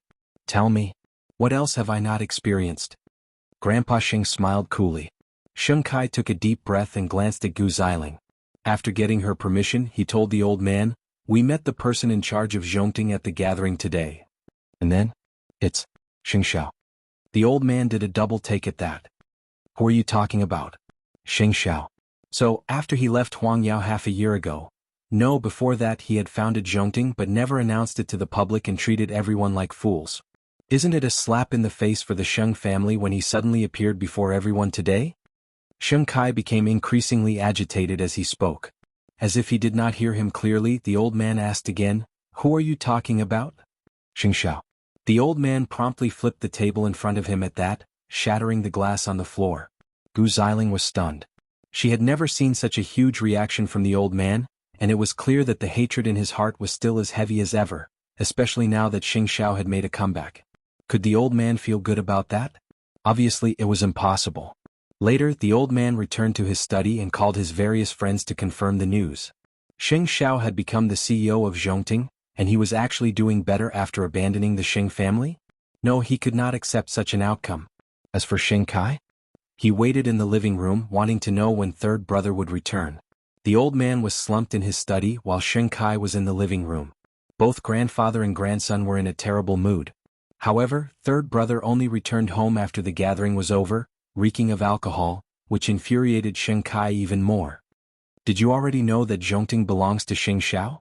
Third brother promptly turned to the sofa when he heard that. When he saw Xing Kai sitting there, he walked up to him and said seriously, "I only found out about it tonight." "How do you explain Xing Zhao's assistant who sent you home the other day?" "I don't know him." "We're brothers. What's the point of pretending in front of me?" Xing Kai suddenly asked sharply. "You're a Sheng. Can't you put yourself in second brother's shoes and grandfather's shoes for a moment?" Third brother chuckled at the rebuke. "Did I ask eighth brother to go out? Did I ask him to build Zhongting? Since it wasn't me, what's the use of venting your anger on me? You should have told us earlier. Would you have destroyed it if I had? Third brother finished Shen Kai's words. Second brother, you know very well what you've become over the last 6 months. I don't need to remind you how dirty and dark your heart is. I don't think Xing Xiao did anything wrong when he left, and it's only right that he built Zhongting. Why are you so angry and jealous? Chapter 434. Slap. There was a loud sound and the living room became very quiet.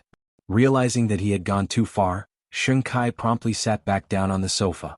Meanwhile, third brother smirked coolly, clutching his smacked cheek. Moments later, old Xing walked out. Clearly, he had heard the conversation between the brothers and so, leaning on his walking stick, he asked third brother, "You knew about this long ago?" Third brother nodded. "I'll say it again. I didn't know." Third brother said coldly. "Believe it or not." With that, third brother returned to his room. In the darkness, the two men were left feeling unusually resentful and upset. But who could they blame? Xing Xiao could only be blamed for being too cunning. Even Feng Shanshan could not see through Mu Qiqi, and it appeared that the Sheng family would not be able to sleep that night. On the other hand, another group of people were seething, the magazine media. Look at how legendary Xing Xiao's story was. Over the last 6 months, everyone had assumed that they could trample over Xing Xiao's head. They did not expect that Xing Xiao would be so tenacious, developing Zhongting to where it was today without anyone knowing. It was truly unimaginable, and amply proved that Xing Xiao's ability was not something mortals could compare to. Early next morning, photos of Xing Xiao and Mu Qiqi at a business gathering were published everywhere. They certainly looked like a perfect match, a perfect match. Papa Xing was reading the newspaper in the dining room early in the morning, and asked when he saw Xing Xiao coming downstairs, "How did the Xing family look yesterday?" Second brother left halfway. Xing Xiao replied. "His mental fortitude is really lacking even though he's the CEO of Huang Yao." Papa Xing said, putting the newspaper aside. "And don't even mention the old one in the family. Who cares about them now?"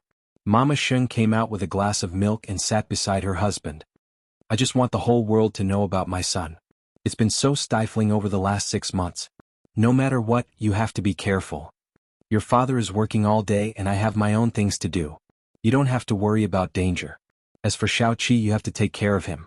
Mu Qiqi slept until the middle of the morning.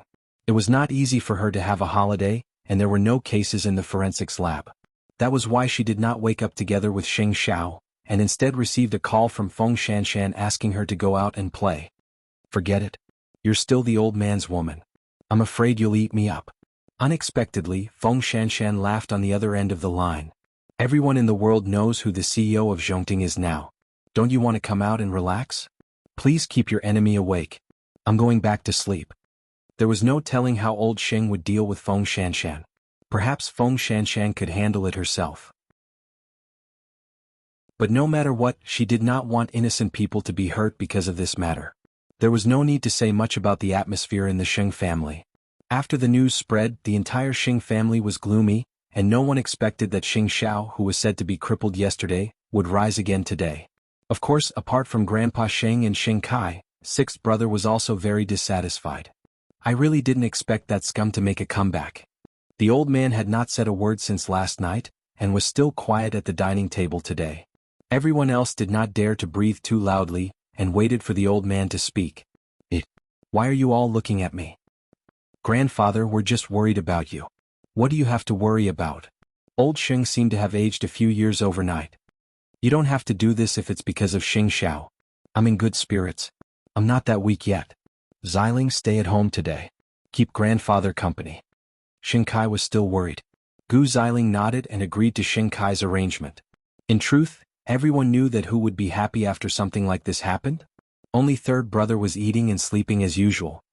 From today onwards, third brother is suspended from his duties.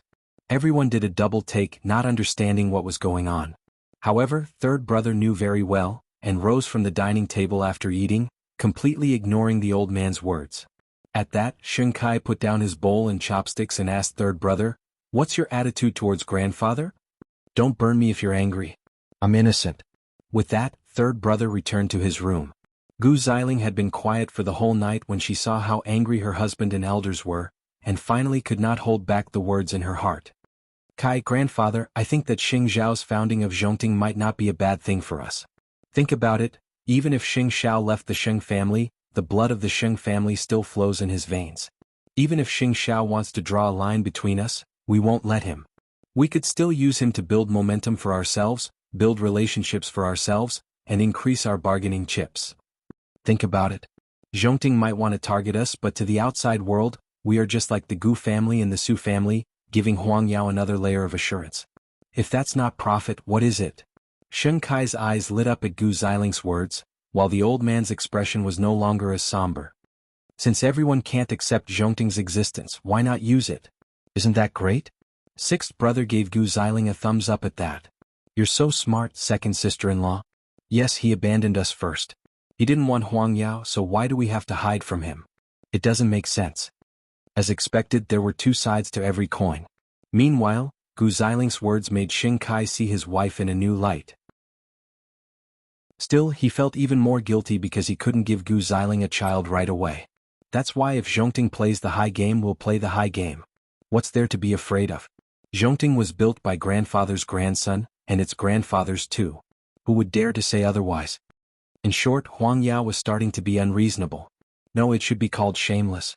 Since they were hurting each other, they would keep hurting each other to the end. With that, the old man understood because every word Gu Ziling said was right. Chapter 435. Now that Xing Xiao had revealed his identity, it meant that he was officially operating in public in Jianchuan.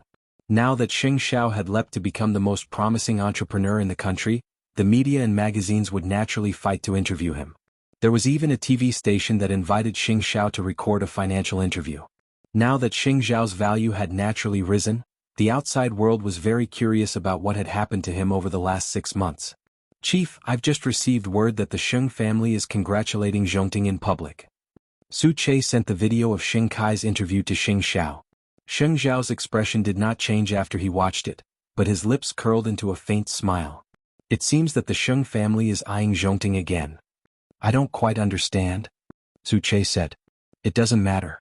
Didn't I tell you to turn down all the magazine interviews? Now send me all the invitations for review. Are you not going to refuse them? Xing Xiao nodded and picked out the top magazines. Contact the editor. I agree to the interview. And the TV station's invitation. Arrange it too. The Sheng family would not be able to understand the situation if they did not make a serious statement. I'll contact them right away. In the past, Xing Xiao's way of dealing with the old man was to meet force with force and fight until the old man admitted defeat. But now, after half a year of settling down, Xing Xiao had no intention of contacting or clashing with the old man head-on. There were some things that could be solved with more than one way. They would be wrong to think that Xing Xiao's temper was the same as half a year ago. Over the last few days, Huang Yao had continuously announced its stance towards Zhongting, either ambiguous or misleading, which left the outside world with the impression that the relationship between the Xing family and Xing Xiao had eased, leaving many to speculate. In the past, Xing Xiao would definitely retaliate or do something drastic. But this time, Zhongting did not respond at all, which left the Xing family unsure what Xing Xiao was planning. He had been so excited and forceful when he trampled on others, wanting to trample Xing Xiao into the dirt. But now that Zhongting had struck it rich, a bunch of people were rushing to make use of others, with sixth brother being the most excited. Before, when Xing Xiao left, he could not wait for him to never return to the Xing family. But now he was the most excited one. Thinking about it, wasn't it ironic? As for Gu Ziling, third brother had really underestimated his second sister-in-law. He used to think that she was arrogant and virtuous, but now it seemed that she was just that. She did not have any sense of propriety at all. Third brother, you have been in contact with eighth brother for the past 6 months, right? When third brother was having lunch at home, sixth brother came up to him and said, "You're really not loyal enough to keep hiding it from your family." Enraged, third brother promptly threw away his chopsticks. "Are you going to let me eat in peace?" "Okay, I won't say it, okay? Whether it's to me or to eighth brother, this family is worthy of the word haunting." With that, third brother rose to his feet and returned to his room. Now that he was suspended from work, he had no interest in going out for a stroll, because he knew that old Xing wanted him to go to Xing Xiao. Of course he would not. Since he was not sure if Xing Xiao would reconcile with Huang Yao in the end, the Xing family kept sending guests over the last few days.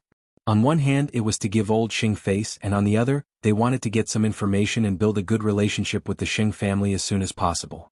The guest's face was full of flattery, and third brother had a good show to watch. However, the most ironic thing was not how snobbish these guests looked, but how the old man enjoyed others' flattery and fawning so naturally. It was really a little shameless. How much did Xing Xiao despise others when he was depressed? And now he knew how to bask in their glory. The more he looked at the Sheng family, the stranger he found them. Every one of them was so natural, and if he were eighth brother he would be disgusted to death. The reason Xing Xiao was not disgusted was because he would retaliate soon. Interviews and television appearances. When Mama Sheng heard about it from Xing Xiao during dinner, she felt that her bottom line as a human had been broken. Wait, why are the Sheng family so shameless? Mom, you don't have to be so agitated. Anyway, this matter will be cleared up soon. I've never seen such a shameless person. Mama Sheng shook her head. She felt goosebumps all over her body. Hurry up and clarify this matter. It's your father-in-law who helped you this time. Even if it's related to the Shin family, it has nothing to do with the Xing family or the Shin family. Mu Qiqi turned to Xing Xiao at Mama Sheng's words. I was wondering why you suddenly agreed to the interview. So it's because of this. You don't like me to be interviewed? Of course not. When you're interviewed, I'll buy 100 copies of magazines and newspapers, and look at your handsome face every day. Xing Xiao frowned at Mu Qiqi's flattering words. You're being unaccountably solicitous. Tell me, are you trying to rape me or steal me? Mu Qiqi was taken aback. Then she smiled and asked, is it that obvious? Xing Xiao glared at her, looking as if Mu Qiqi could never escape his grasp. Mu Qiqi admitted defeat and said, it's like this. There's a letter from another branch asking for the professor's help to solve a case together. The professor intends to bring me there to study, and since it's in the mountains, I might have to stay there for 2 days. Xing Xiao withdrew his gaze and did not look at Mu Qiqi again. After all, they had been together for a long time and rarely separated for such a long time. Moreover, Mu Qiqi wanted to go to the mountains. It was so remote. She was dealing with murder cases now, and she did not even know that the murderer was right beside her. How could he be at ease if she went alone? You don't agree? No, but you must bring Su Che with you. It was the biggest concession Xing Xiao could make. This time it was Mu Qiqi who said nothing. When Mama Sheng saw that the couple was about to quarrel, she quickly said to her husband, I'm full. Come with me for a walk. But I just started eating. Papa Sheng felt very innocent. Mama Sheng winked at him and Papa Sheng finally understood. Couldn't he just drag his wife out to make up for his meal? The dining room suddenly became quiet. When Mu Qiqi saw that Xing Xiao was unhappy, she said, actually, the police are everywhere. You really don't have to worry. Chapter 436. All I can tell you and teach you is that an eye for an eye is useless in the face of a ruthless murderer. I know that you're becoming more mature now and you might not think that I'm right, but I built Zhongting to prevent others from having the chance to offend you again. If you're by my side, I can give you the most protection. But if you leave me in a place where I can't see you, I'll panic. Xiao Xiao, I know you're worried about me, but I need to grow up too. I'm not fearless just because you've given me complete protection. So, I'll only act under the protection of the police. I won't do things that could endanger my safety. Mu Qiqi hugged him tightly. Xiao Xiao, I know you're worried about me, but I need to grow up too. I can't bring Su Che with me because everyone on the front lines is putting their lives on the line to solve cases. I promise you that you can contact me at any time. You're here and the one I love is here. I won't let anything happen to me. If he compromised and agreed not to study because she loved him, he would feel that he was rearing a canary instead of loving a living person. Forget it. How could he have the heart to refuse his little one's wish? I promise you. Then don't be unhappy. Xing Xiao smiled helplessly. He would spoil the person he loved even if she was kneeling. Even so, in Mu Qiqi's heart, even though she was 8 years younger than Xing Xiao, she felt the same way about him. She did not want to keep demanding things from Xing Xiao. Instead, she hoped that this man would be happy with her, and she would want to spoil him, even if she could do very little for him. That depends on your performance tonight. You're threatening me, you filthy man. Mu Qiqi pouted, but she was actually feeling sweet inside. Even if Xing Xiao was so powerful, he would still panic when he faced her. Just the thought of it was enough to make one smile uncontrollably. When are you leaving? The day after tomorrow. The professor has some things to deal with tomorrow, so he'll leave at night. Then come with me to the magazine for an interview. It was the weekend anyway and it wouldn't affect her studies. Mu Qiqi nodded. She really had no way to deal with this man. Now that the Sheng family had done something so provocative, it was as if Xiao Xiao was about to return to the Sheng family. That was why they had to be prepared. Almost a day later at the police academy. When Lin Mu and was training, he seemed to have provoked a transfer student. Moreover, it was a female student with extraordinary skills. When he was in the police academy, he had always scrupulously abided by his duties and never did anything that went against the rules. However, this female classmate on the first day she transferred to the academy, had a conflict with Lin Mu An. It was all because she had broken the model that he had painstakingly made. That was for Little Chili Pepper. Naturally, Lin Mu and fought with his opponent. The two of them almost alerted the trainer. Lin Mu and didn't have a good impression of this transfer student, but he had a feeling that this transfer student was deliberately targeting him. The next day Lin Mu An's class was in an uproar. This was because this girl announced that Lin Mu An was the man she liked, and no one should compete with her. The students in the class all followed suit. After all, they knew that Lin Mu An didn't have a girlfriend. And now, a fair-skinned and beautiful girl was interested in him. It was as if a beauty had fallen from the heavens. What was there to be dissatisfied about? I have a girlfriend. Lin Mu An promptly replied. Don't waste your time on me. The girl shrugged, completely unconcerned about what he thought. Lin Mu An sighed. From then on, he would keep his distance from this girl as much as he could.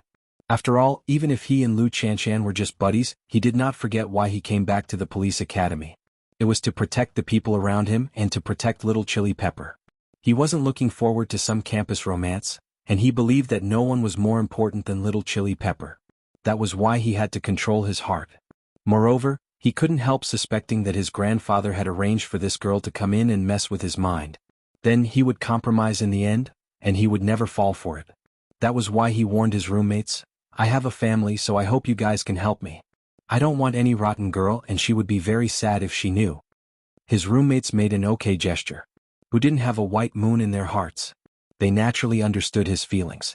It wasn't that Lin Mu An didn't have the confidence to reject her, but he just didn't want the whole world to know about it, and then misunderstand that he was related to this girl. At that thought, he missed Little Chili Pepper a little and wondered what she was doing. At that thought, he took out his phone and texted Lu Chanshan. I made a few clay figurines for you when I was bored a few days ago, but someone ruined them. TSK. Who would be so kind? I'm not trying to be sarcastic, but your clay figurines are the ugliest in the world. A girl. At the sight of those words, Lu Chanshan sat up on the bed sensitively. Are you dating someone in school? I swear, I just want to be a good student. Lin Mu An replied. Lu Chanshan breathed a sigh of relief, but she still felt a sense of danger. She had never thought that Lin Mu An could have a girlfriend in school. But now, when she heard him say that it was a girl, Lu Chanshan felt suffocated. Then, do you want me to see you? I haven't been to your school for a long time. Sure. Lin Mu An agreed at once.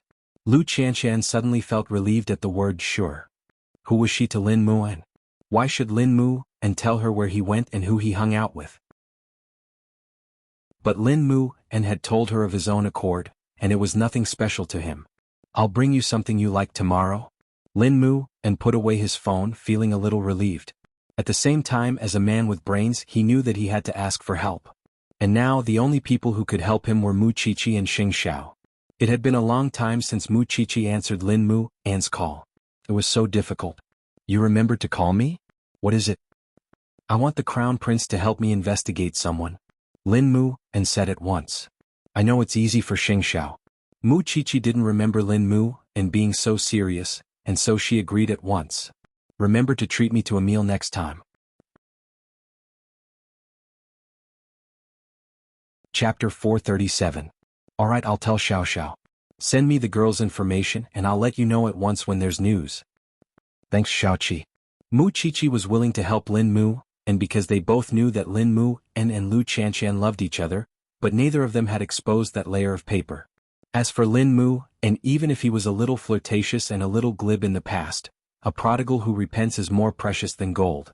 It was clear from his determination to enroll in the police academy that he was willing to give up the mountains of gold and silver at home to live the toughest life outside.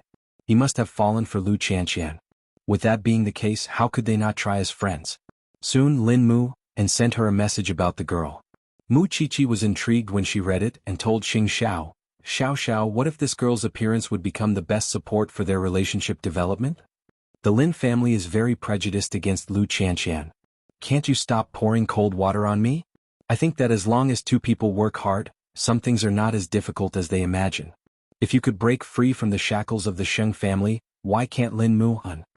Sheng Xiao received the message and sent it to Su Che, asking for an answer as soon as possible. By the way, you have an interview tomorrow. Rest early today. Mu Qiqi said, tugging at Sheng Xiao's black pajamas. Go to sleep first. I still have some documents to read.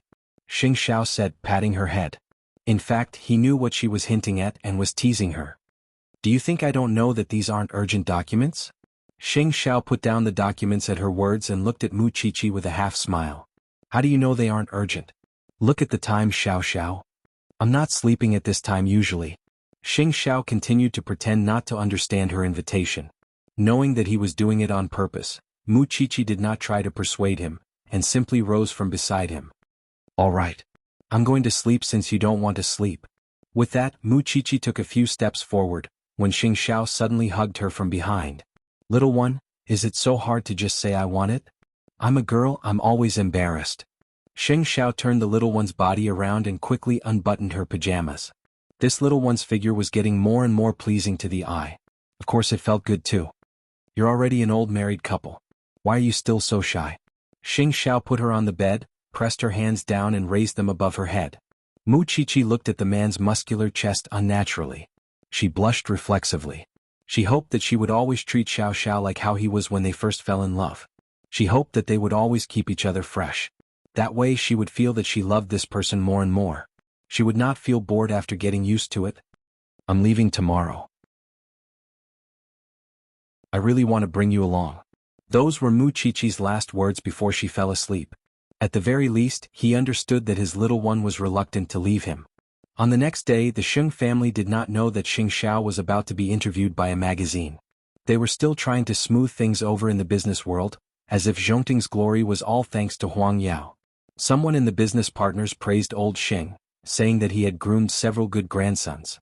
Now the Sheng family was not just a diamond empire.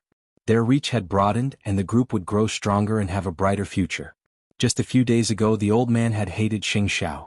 But now he was using Sheng Xiao again just like before. His annoying personality had not changed at all. Meanwhile, a reporter from a financial magazine had arrived at Zhongting's guest room. After all, today's interview would be held there. The reporter sent by the magazine was a woman. It must be said that she was very excited to meet this legend. At 10 in the morning, Sheng Xiao ended an important meeting and entered the guest room. Meanwhile, the reporter from the financial magazine had made all the necessary preparations and was just waiting for Sheng Xiao to enter. Of course, Sheng Xiao had personally reviewed the contents of the interview. That was why he was very clear about the specifics of today's interview. Still, the reporters did not expect Mu Qiqi to come in with him.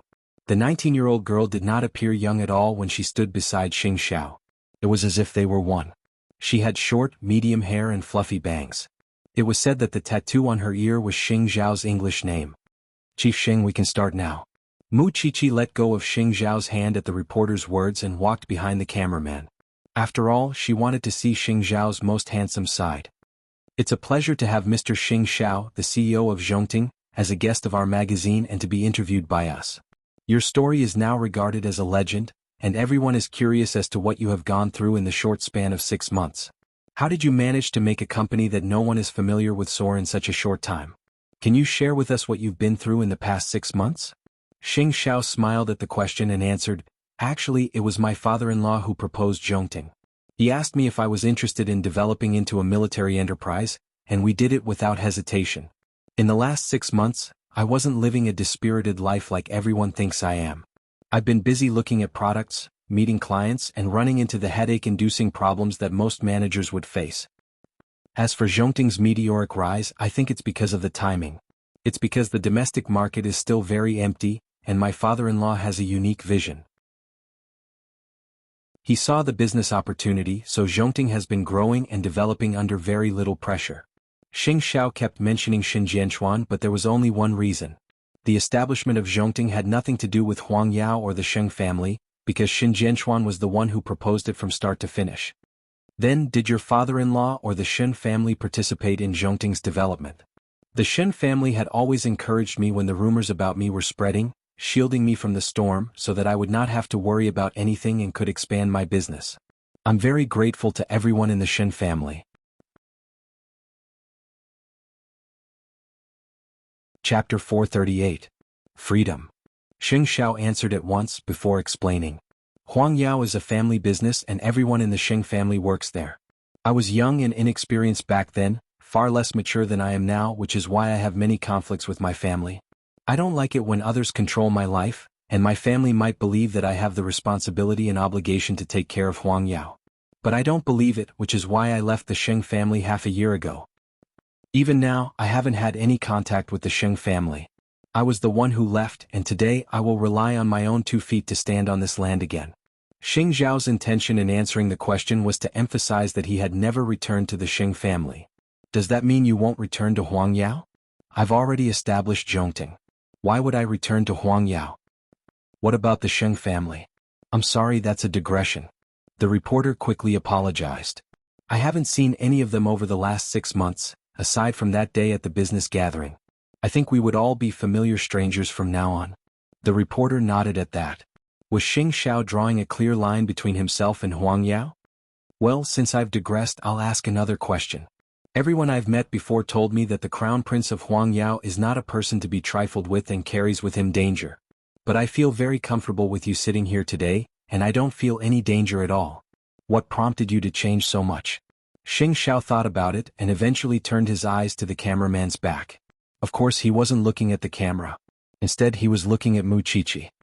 I'm going to be a man of 30 soon. I believe that family and responsibility have made me who I am now. Actually, I've secretly noticed that Chief Sheng was looking at our cameraman when he answered the question. You probably don't know who's standing behind him. The reporter joked.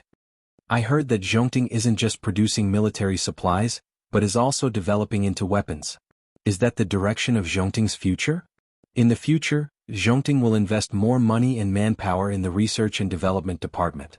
In the future, Zhongting will be involved in more industries. I hope that everyone can continue to support us.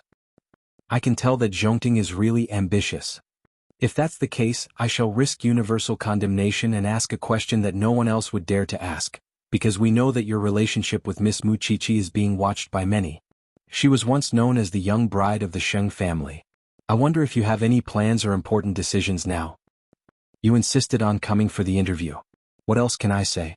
Xing Zhao's words were full of disdain, but everyone present could tell that he was clearly showing off his affection. Moreover, he was the one who had asked the little thing to come over, okay? She also said that when the exclusive magazine comes out, she will buy 100 copies. Your magazine can make more money. Is that so? Thank you very much, Miss Mu Qiqi. The reporter promptly laughed. As for their relationship, the reporters did not ask too much. Although their relationship had always been open to the public, the details of their interaction still needed to be kept a mystery. And in today's interview, Xing Xiao answered every question about the Shen family and the Xing family, as well as other sensitive gossips. Especially when it came to the Xing family's ugly attempt to get a share of the pie, Xing Zhao's main purpose in accepting the interview was to tell everyone that he had left the Xing family a long time ago, and had no contact with them over the last 6 months. From now on, he did not want to have any further contact, and only hoped that the Xing family would play their part as the most familiar strangers. There was no telling how the Xing family would be slapped in the face after the interview. After the interview was over, the reporter shook Mu Qiqi's hand. Miss Mu, I really envy you for having President Sheng who loves you so much. Still, don't you think you're losing out by having his name tattooed on your ear and not getting any reaction from him? Mu Qiqi turned to look at Xing Xiao and pointed at her collarbone. He's tattooed it here. I see. The reporter sighed. And you will find your Mr. Right. I don't have a Mr. Right, but I did have a son. Let's just make do. The reporter laughed and left Zhongting with the people from the magazine. That was when Xing Xiao put an arm around Mu Qiqi's waist and told her, Did you know that the way you looked at me just now was exactly the same as when you had a crush on me? You can't wait to devour me. Did I? Mu Qiqi asked, covering her face. Everyone saw it. Are you still denying it? Can't help it. Who asked you to be so handsome? Mu Qiqi retorted. Since I've watched your interview, I should go home and pack my things. I'm leaving later. Xing Xiao hugged his little one tightly at that. Safety. I'll say it again.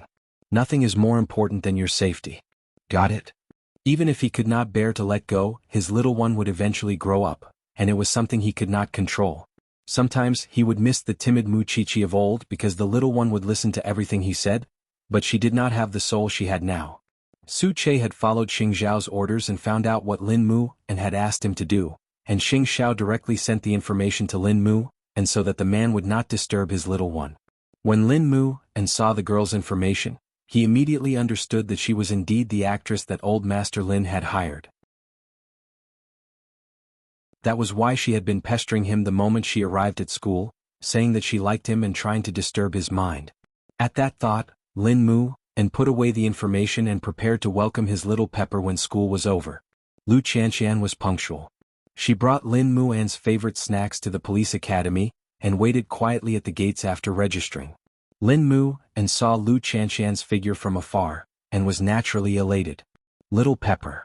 Lu Qianqian rose to her feet and glared at Lin Muan. Don't call me such a vulgar name outside. Both of them laughed at that, and Lin Mu and led Lu Qianqian to the academy's canteen. Try the food here. Hey, I'm the young lady of the Lu family. Are you going to let me eat plain food? I don't have the money to treat you to fancy food now. Chapter 439. In fact, Lin Mu knew very well that Lu Qianqian did not have the pampered air of a rich young lady, and he was just saying it casually. The two of them sat in the cafeteria eating and chatting. At this time Lin Mu Anne's roommates heard the commotion and came over. Is that little sister-in-law? Really? Is she that pretty? No wonder you miss her so much. Why didn't you introduce her when she's here?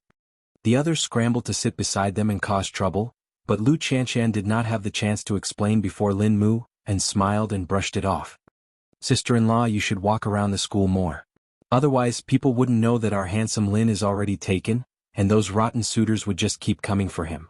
Isn't he behaving in school? Lu Qianqian simply played along with them and continued teasing Lin Mu on. Actually, Bro Lin is one of the few honest people I've met. Apart from training every day, the only time he has is to make clay figurines. Those are for you, aren't they? Lu Qianqian was quiet for a few seconds before nodding. Look, what a loyal dog. Well, I hope you guys can keep an eye on him from now on. I'll treat you to the snacks here. When the few of them saw that it was all imported food, their gluttonous faces immediately appeared. Don't worry, little sister-in-law. Just leave it to us. Aren't you the one who bought it for me? Lin Mu and could not help grumbling. It was not easy for little Pepper to buy it for him, and these people were so poor and hungry. What a waste of good food. Bro Lin, sister-in-law is building a good foundation. You wouldn't understand. Lin Mu and slapped the man's head at that. I'll give little Pepper some after lunch. You guys save some for me. Don't split it all. The happiest time in life was indeed in the campus of one's youth.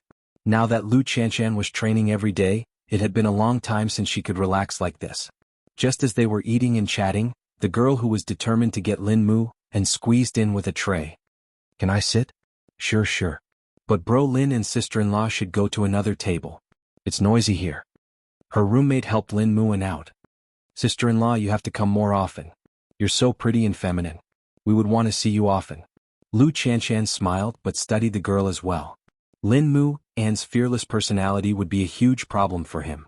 Still, Lin Mu and could not be sure since he knew how to deal with women. The two of them moved to another table. Then Lu Qianqian asked, Is that the girl? Little, she made you so flustered that you're doubting life? I've already checked with the Crown Prince. There's an 80 to 90% chance that it was grandfather who planted them. Lin Mu and explained to Lu Qianqian. I don't want my simple and beautiful police academy life to be spent fighting against the old man. I hate that I'm a Lin now. My grandfather is an all-pervasive monster. Be yourself. You should know that I will never give up on my best friend. No matter what happens, I will share the burden with you. Lu Qianqian comforted him, because she knew that he was feeling very defeated at the moment. You're right. Be yourself. Don't be swayed by poverty and don't be subdued by force, Lin Muan said. Idiot, if you need me, just give me a call. If not, you can skip me and look for the Crown Prince or Chi-Chi. You know how awesome the Crown Prince is now. Lin Mu and pinched Lu Qianqian's nose and finally smiled. I know what to do. Since that's the case, I'll head back first. There's a gathering at the Lu clan tonight. Lin Mu and nodded and got up from the dining table. He took out the broken clay doll from his pocket and said, "I'll give it to you. Even though it's not a complete corpse. Still, it was something precious to Lu Qianqian. Alright, you don't have to see me off. My car is outside." Lin Mu, and waved at Lu Qianqian, who smiled and walked out of the police academy gates. But she did not expect that the girl was waiting for her at the gates. "Miss Lu." Lu Qianqian turned and looked at the girl in confusion. "I thought you and Lin Mu, and had already severed ties. I never expected you two to still be in contact. Furthermore, you're doing it so openly. Aren't you afraid that your past will be dug out and make Lin Mu and Lu's face?" At those words, Lu Qianqian closed the car door she had just opened and asked, "Do you know why Lin Mu, and is still willing to be with me? Because you're easy to push. Isn't that all there is between a man and a woman? I'm relieved if that's what you think. Because you can't snatch Lin Mu, and away from me." Lu Qianqian smiled. "No matter what rich young lady you are or how impressive your family background is, I can at least be sure that an opponent like you would never have the ability to change Lin Mu, and aren't you afraid that Lin Mu An's grandfather would hear that? Whether he would or not, he doesn't like me. So why should I pretend to be a hypocrite? As for you, don't you know that Lin Mu and has already thoroughly investigated your background?" With those words, Lu Qianqian smiled mockingly and opened the car door again. Old Lin was certainly disgusting, but as long as Lin Mu An's will was strong enough, no one could change him. As for this girl, how good could she be when she used someone else's privacy to attack others? Still, she was the same as old Lin. Lu Qianqian believed that Lin Mu and would not be tempted, or at least not by a girl like this. But she did not know that this was the girl's trick. At first, when she approached Lin Muan, she would show absolute dominance to make him hate her. Then she would slowly change and awaken, making him think that she had really come to her senses. And there would definitely be many chances for her to interact with Lu Qianqian. With that, she would definitely find a chance to slander Lu Qianqian and drive a wedge between them. Men are easy to break. If you don't believe me, just wait and see. Just wait and see. At night at the Xing family's home. At the moment, the Xing family was still unaware that Xing Xiao had ended his interview with the magazine and officially drew a line with the Xing family. It was just that old Xing was clearly spending more time away from home than before. Because there were more people asking him out. With a good grandson like Xing Xiao again, the future of the Xing family would only be brighter.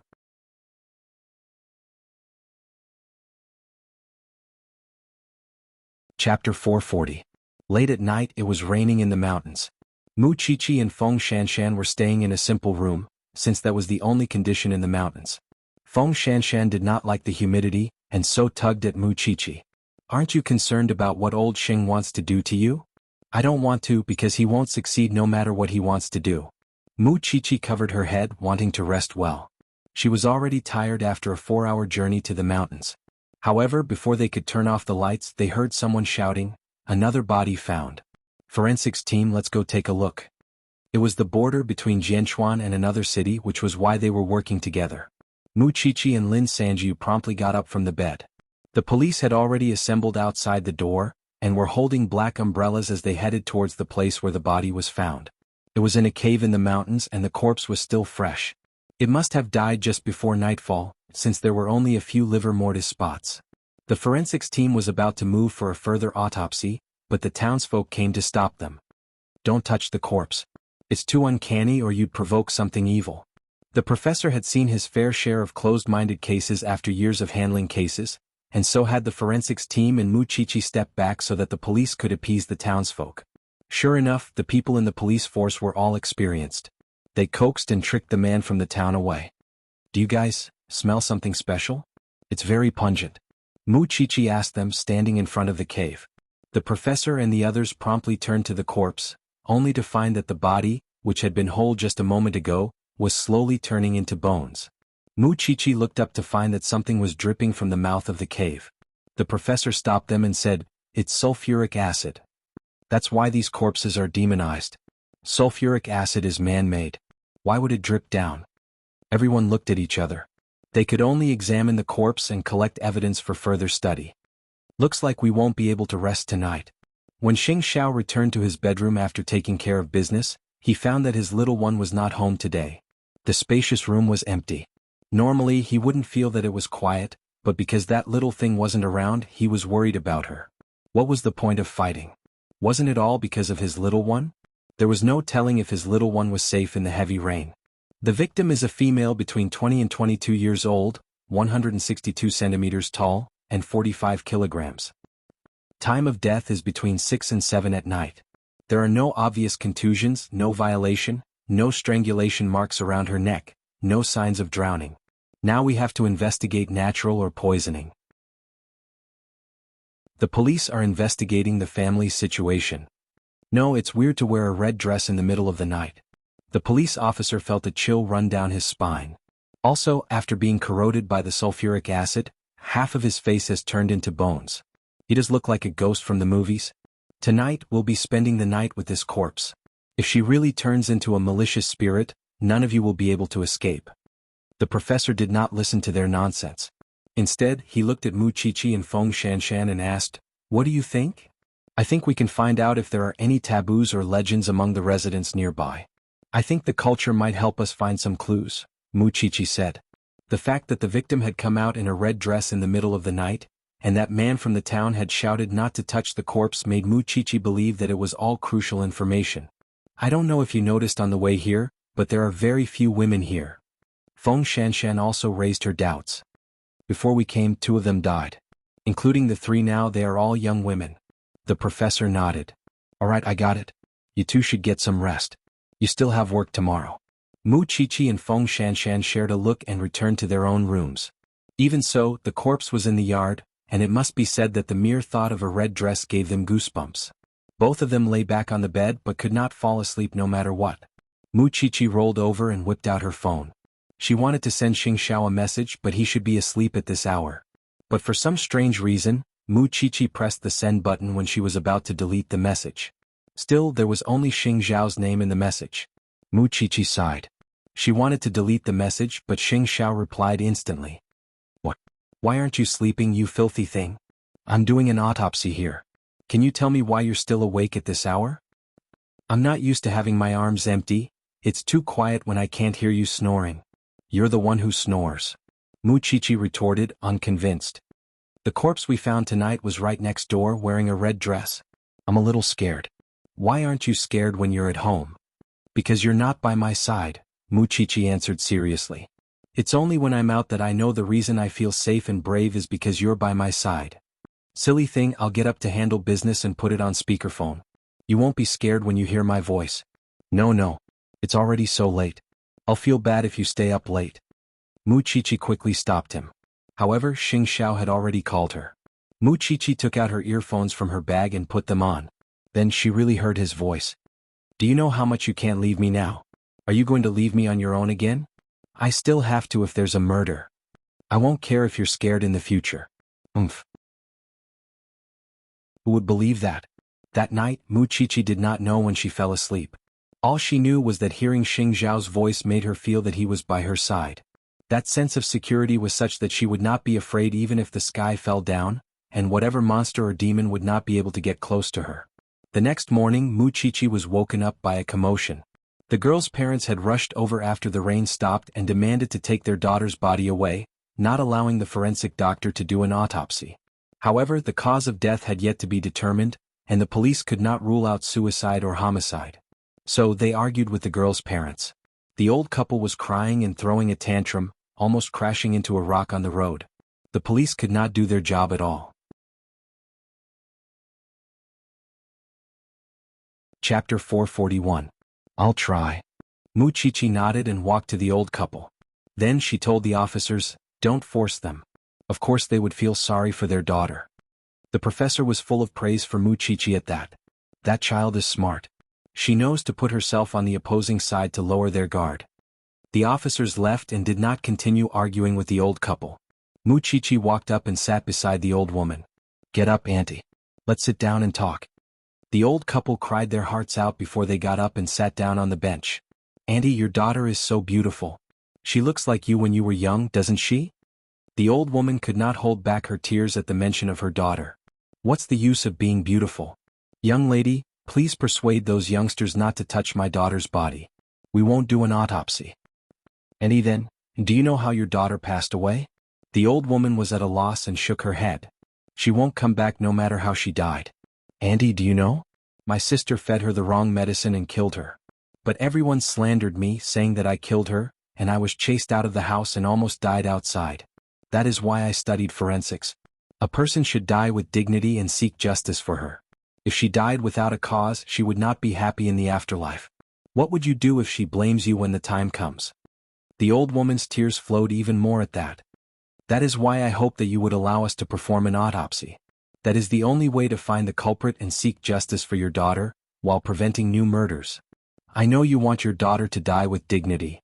We can promise you that after we investigate the cause of the incident, we will send her off so that she can be buried with dignity. That way those who spread the rumors will have nothing to say. The old woman wiped her tears and finally nodded. I dreamed of her last night. She told me that she was in pain. Then, Auntie, could you tell me what was wrong with your daughter yesterday? The woman thought about it and answered, the child's father and I live in another town, and we only see the child a few times a month. After she dropped out of school, she started a small business here, which is why we don't know what happened to her. Does your daughter have a boyfriend? We don't know, but our daughter always comes home alone. Does she like to wear red clothes? The middle-aged woman shook her head. I don't like it. She's usually very plain and doesn't like to dress up. Auntie, you can rest here. We'll tell you the results after we're done with the examination, okay? Muchichi spoke sincerely and softly, which was why the old couple felt that their daughter was still by their side and could not bear to refuse her. Muchichi gestured for the police to take over and walked to the professor's side. Professor, hurry up. The old couple's emotions are unstable. We can't rule out the possibility of them changing their minds. They immediately entered the temporary morgue and prepared to start the autopsy. However, at that moment, many people from the town arrived and interfered with the forensics team's work. You can't simply touch the woman's body. You'll provoke something evil and bring disaster to us. If you keep touching the woman, we'll surround this place and not let you out. None of you are leaving. The first wave had yet to subside when another one arose. Look at you. You're the daughter of a rich family and the CEO's woman. Why would you come to a place like this and look so miserable? Feng Shanshan laughed.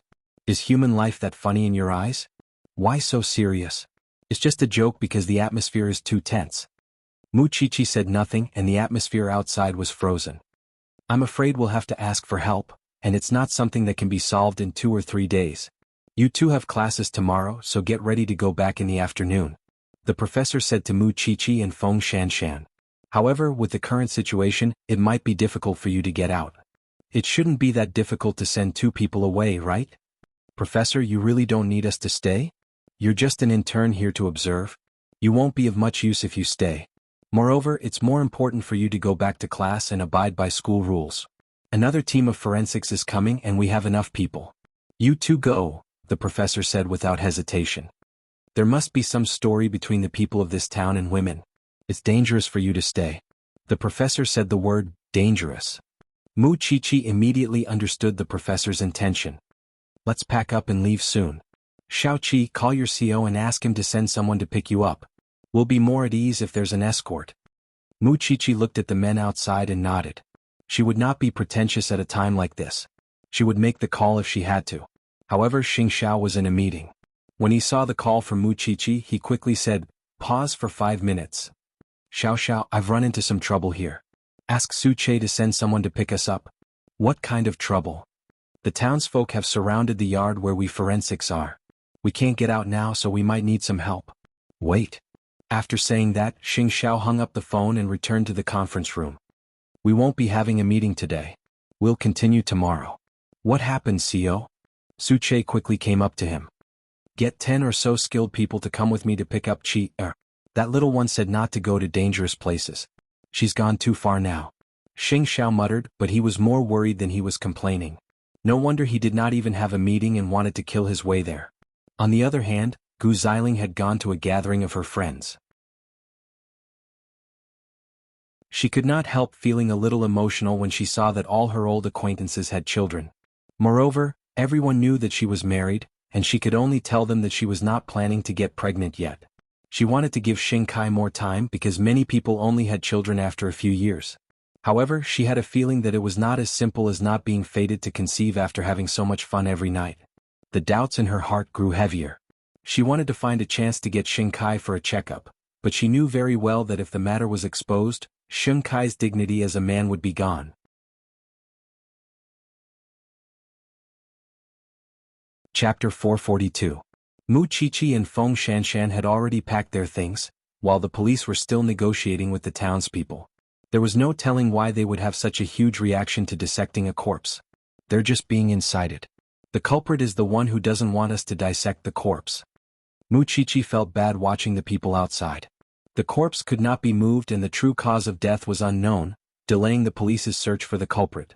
It was fine if they were not allowed to dissect the corpse, but the police were not allowed to move around. What were these people trying to do? We're going to have to waste some time with them at this rate. We'd be more at ease if you leave earlier. Actually, Professor, I have an idea, Mu Qiqi said. Xiao Xiao and the others could come and help us create some chaos, and we could use the chance to transport the corpse back to Jianchuan and dissect it in the forensics lab. After all, the victim's family has already agreed. What do you think? The professor thought about it and nodded. Maybe that's a good idea. But would the car carry the corpse when he comes to pick you up? Actually, I told him that we're in trouble, which is why he brought around a dozen people, and all of them are quite skilled. Oh. The professor couldn't help chuckling. A man like that dotes on you. That's why we definitely can't fight them, but we could create some chaos. That's easy since we have an extra car. Or we could call an ambulance. Us two women could pretend to be sick to divert attention. What a smart brain. But since the ambulance is coming, we can send the body directly to the hospital. That way we won't waste time going to Jianchuan. I'll discuss with the police team and come up with a more detailed plan. Everyone can work together. It's better than wasting time here. Mu Qiqi nodded and shared a look with Feng Shanshan. There was a strange atmosphere in the town, whether it was the deceased girls or the townspeople. Their actions were truly puzzling. Could there really be some traditional taboo? The professor went out for a while and when he returned, he had already made detailed arrangements. We've already contacted the nearby hospital for backup. Their ambulance will be waiting for your CEO's car on the road. Little Seven, your idea is very good. We don't have to fight to the death with them here. Finding the clues is the most important thing. Shan Shan has already gone to prepare. Later the body will be moved on a stretcher. She will dress up in a police uniform and leave with the ambulance. It was just that many people stuck to the rules when handling cases and never thought of being flexible. This little thing had a reliable brain. 3 anxious hours passed. Sheng Zhao's black car and his entourage numbered 5. Of course there was also an ambulance at the end. The road was slippery in the rainy day. When a CEO like him rushed into the mountains, even the most distinguished person would be a little embarrassed. But this was Su Che's car, and his driving skills made Xing Xiao look at him in praise. When the men in the town saw that there were outsiders entering the courtyard, they immediately gathered together with their weapons in their hands. However, when Su Che brought the group of bodyguards in black suits out of the car, the scene was quite spectacular. That group of people was a little scared. The police did not fight with the masses because of discipline. But the people in the public did not have to follow such rules. Xing Xiao was walking at the front. When he saw the little one standing in the courtyard, he wanted to go straight to her, but was stopped by the men in the town. What are you doing here? Xing Xiao said nothing and simply glanced at Su Che behind him. Understanding Xing Xiao's meaning, Su Che took a step forward, snatched the stick from the man's hand and broke it in half with his bare hands. The man was stunned by Su Che's skill. He could not help taking 2 steps back. If you dare, I'll sue you for violence. We're not the police and we have money. We'll just have to pay some compensation if we cripple you. Which hand do you want to break? Tell me now. Su Che said as he took out his wallet and took out some cash. If you're not the police, what are you doing here? Su Che pushed the man away, and the others naturally did not dare to act rashly. Without being stopped, Xing Xiao walked up to Mu Qiqi and pulled her into his arms. I'll deal with you when we get back. There's someone in the house who's not feeling well. Let the ambulance come and pick him up. Mu Qiqi said, pointing inside the house. Although the men were wary, they were not educated enough to think in such a roundabout way. Soon the ambulance arrived and 2 nurses got out of the car, carrying a stretcher. Then they came out of the house quickly, putting the person in the stretcher into the ambulance and closing the door. The police shared a look with Mu Qiqi, signaling that everything was in order. That was when Mu Qiqi looked up at Xing Xiao. Let's go home. There were a dozen bodyguards in black, and each of them looked extraordinarily heroic. They were probably as skilled as the man who broke the stick with his bare hands. The men in the town did not dare to offend them, and could only watch as they left the courtyard. As long as the corpse was not damaged, why should they care? Little did they know that the corpse was already in the ambulance. Xiao Xiao, don't you know that you're a hero in the police force now? Xing Xiao did not listen to her flattery at all, and simply pinned her on his thighs, giving her a good spanking. All I see is you being surrounded by a group of men, holding sticks that could break your head at any time. I've already been obedient enough to call you. Mu Qiqi's tears were welling in her eyes. You don't know how worried I was when you weren't here, but now that you're here, I feel at ease. I'll deal with you tonight. After all, Suche was driving and it was a flying car. To prevent Mu Qiqi from vomiting, Xing Xiao held her upright. Soon they arrived at a small town nearby, and the professor came out of the ambulance with Feng Shanshan. That's enough. You should go back to Jianchuan. The police will come to support me and I must go to the hospital to dissect the corpse now. Professor, let us know as soon as possible. Feng Shanshan was not in the same car as Mu Qiqi and Xing Xiao. She was Xing Zhao's bodyguard. After a few hours, Mama Xing saw Mu Qiqi in a mess when they reached home. Qiqi, where did you and Xing Xiao come from?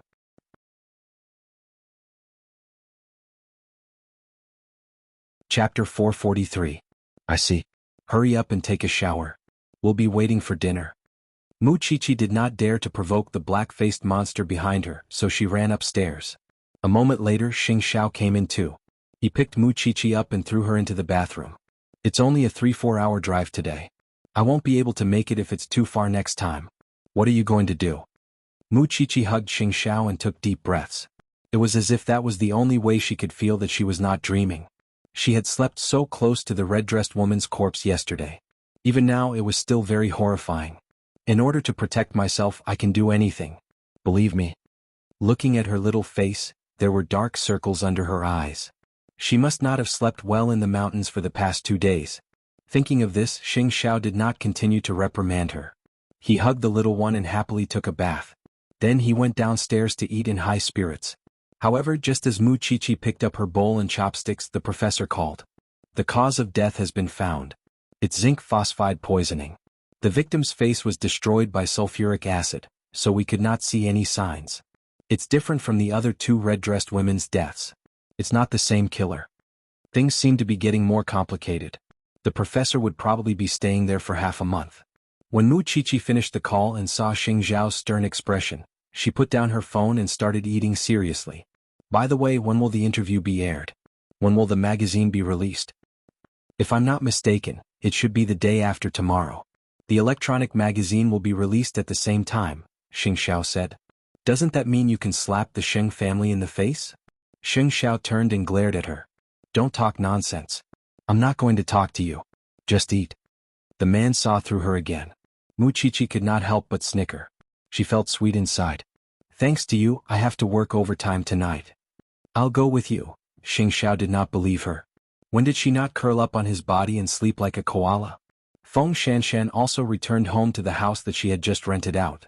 She was also afraid of the female corpse, but she had no choice. Thinking that she was back in Jianchuan and could still find her friends, her mood did not seem that heavy. While she envied everything Mu Qiqi had, her pride would not allow her to do anything that would destroy the relationship between Mu Qiqi and Xing Xiao. She knew very well that she could not destroy it. Only the Sheng family would overestimate themselves. After all, Grandpa Sheng's calls were even more frequent than before. He was frantically trying to find out about Mu Qiqi and Xing Xiao, and how Xing Xiao would react. Even so, apart from having the chance to be with Mu Qiqi, did she have the ability to get close to Xing Xiao? That was an almost impossible task. Like a vampire, the Sheng family kept sucking Xing Zhao's blood. In just a few days, Huang Yao had used Zhongting to negotiate many contracts that they could not get in the past. The whole family was undoubtedly a drama queen. Still, Feng Shanshan could not understand why Xing Xiao did not retaliate. Of course, she could not ask Mu Qiqi either, and would simply answer whatever old Xing asked, since that was all she knew anyway. News that the Sheng family and Xing Xiao were reconciling spread like wildfire. After all, Xing Xiao did not come out to refute it, and did that mean that he was tacitly agreeing to the Xing family's actions? Because of that, old Xing had more opportunities to attend public events, often appearing in front of the entertainment public. Such was the wonder that Xing Xiao could bring to him. Shen Kai could not help feeling displeased over that. Since the old man had handed Huang Yao to him, He should not be using Zhongting's name every day to reminisce and eat with others. Over the last 6 months he had been conscientious in Huangyao, bringing it to a whole new level. However, the old man's attitude changed once Zhongting came out. Because of that, Sheng Kai drank a little at a social event, and even needed someone's help when he returned home. When Gu Xiling saw how delirious Sheng Kai was, she suddenly came up with an idea. Sheng Kai would not remember anything when he was drunk, and she would use those few times to collect samples for tests, which she would then send to the hospital for tests. They could have exposed it directly, but Sheng Kai was already sensitive and paranoid in the last few days, and he would definitely lose his mind if they talked about issues related to a man's dignity. That was why it was safer to do it in secret. Sheng Kai would not know what his wife had done when he was drunk. Test results? In fact, there was a ready-made one in his office desk. When third brother heard about Sheng Kai's hangover last night, he suddenly felt that the man was both hateful and pitiful. During breakfast, old Sheng scolded Sheng Kai, "I didn't hand the great Huangyao to you so that you could drink. You're the great CEO of Huangyao. How improper." Sheng Kai was not fully sober, and so did not take the old man's words to heart. Third brother, on the other hand, argued with the old man, "You used to treasure second brother before eighth brother rose to power, grandfather. How could you turn against him so quickly? Eighth brother didn't even agree to let you ride on his coattails, and you're already slapping your own face. Third brother, you're always feeling indignant over this and that. You should at least show some results so that grandfather would see you differently. I just want to tell you that eighth brother has changed a lot over the last 6 months. If you think that he's still the same as before, going against you for everything, then you're wrong. The reason why he's not making a sound now is definitely because he's planning a counterattack. Don't think that he's a docile cat just because he's not roaring at you. No matter what he does, I'm his grandfather. That's a fact that no one can change." Before, Sheng Kai had assumed that Gu Xiling had brought it up so that the old man would not hurt his health. Now, however, the old man was completely treating himself as the CEO of Zhongting. Unlike them, eighth brother was not at the mercy of the old man. "I'm meeting Chairman Bai for tea today. Go do whatever you need to do." Third brother chuckled mockingly, feeling that the old man was humiliating himself. "Third brother, there are times when I don't understand whether you're closer to eighth brother or your family. Could you tell me what you think?" Sheng Kai asked third brother. "I'm not eating. Do whatever you want." Third brother did not want to talk to the Sheng family. After all, the Sheng family would not listen to anything he had to say. Well, they could only wait for eighth brother's revenge. You're tuning in to the Dreamy Chapters YouTube channel. We're so grateful for your support, and don't forget to subscribe to join us on this incredible journey through captivating stories. Your generosity through donations truly makes a world of difference, as it's the primary source of revenue that allows me to expand and enhance this channel for you. Thank you from the bottom of my heart for being a part of this adventure.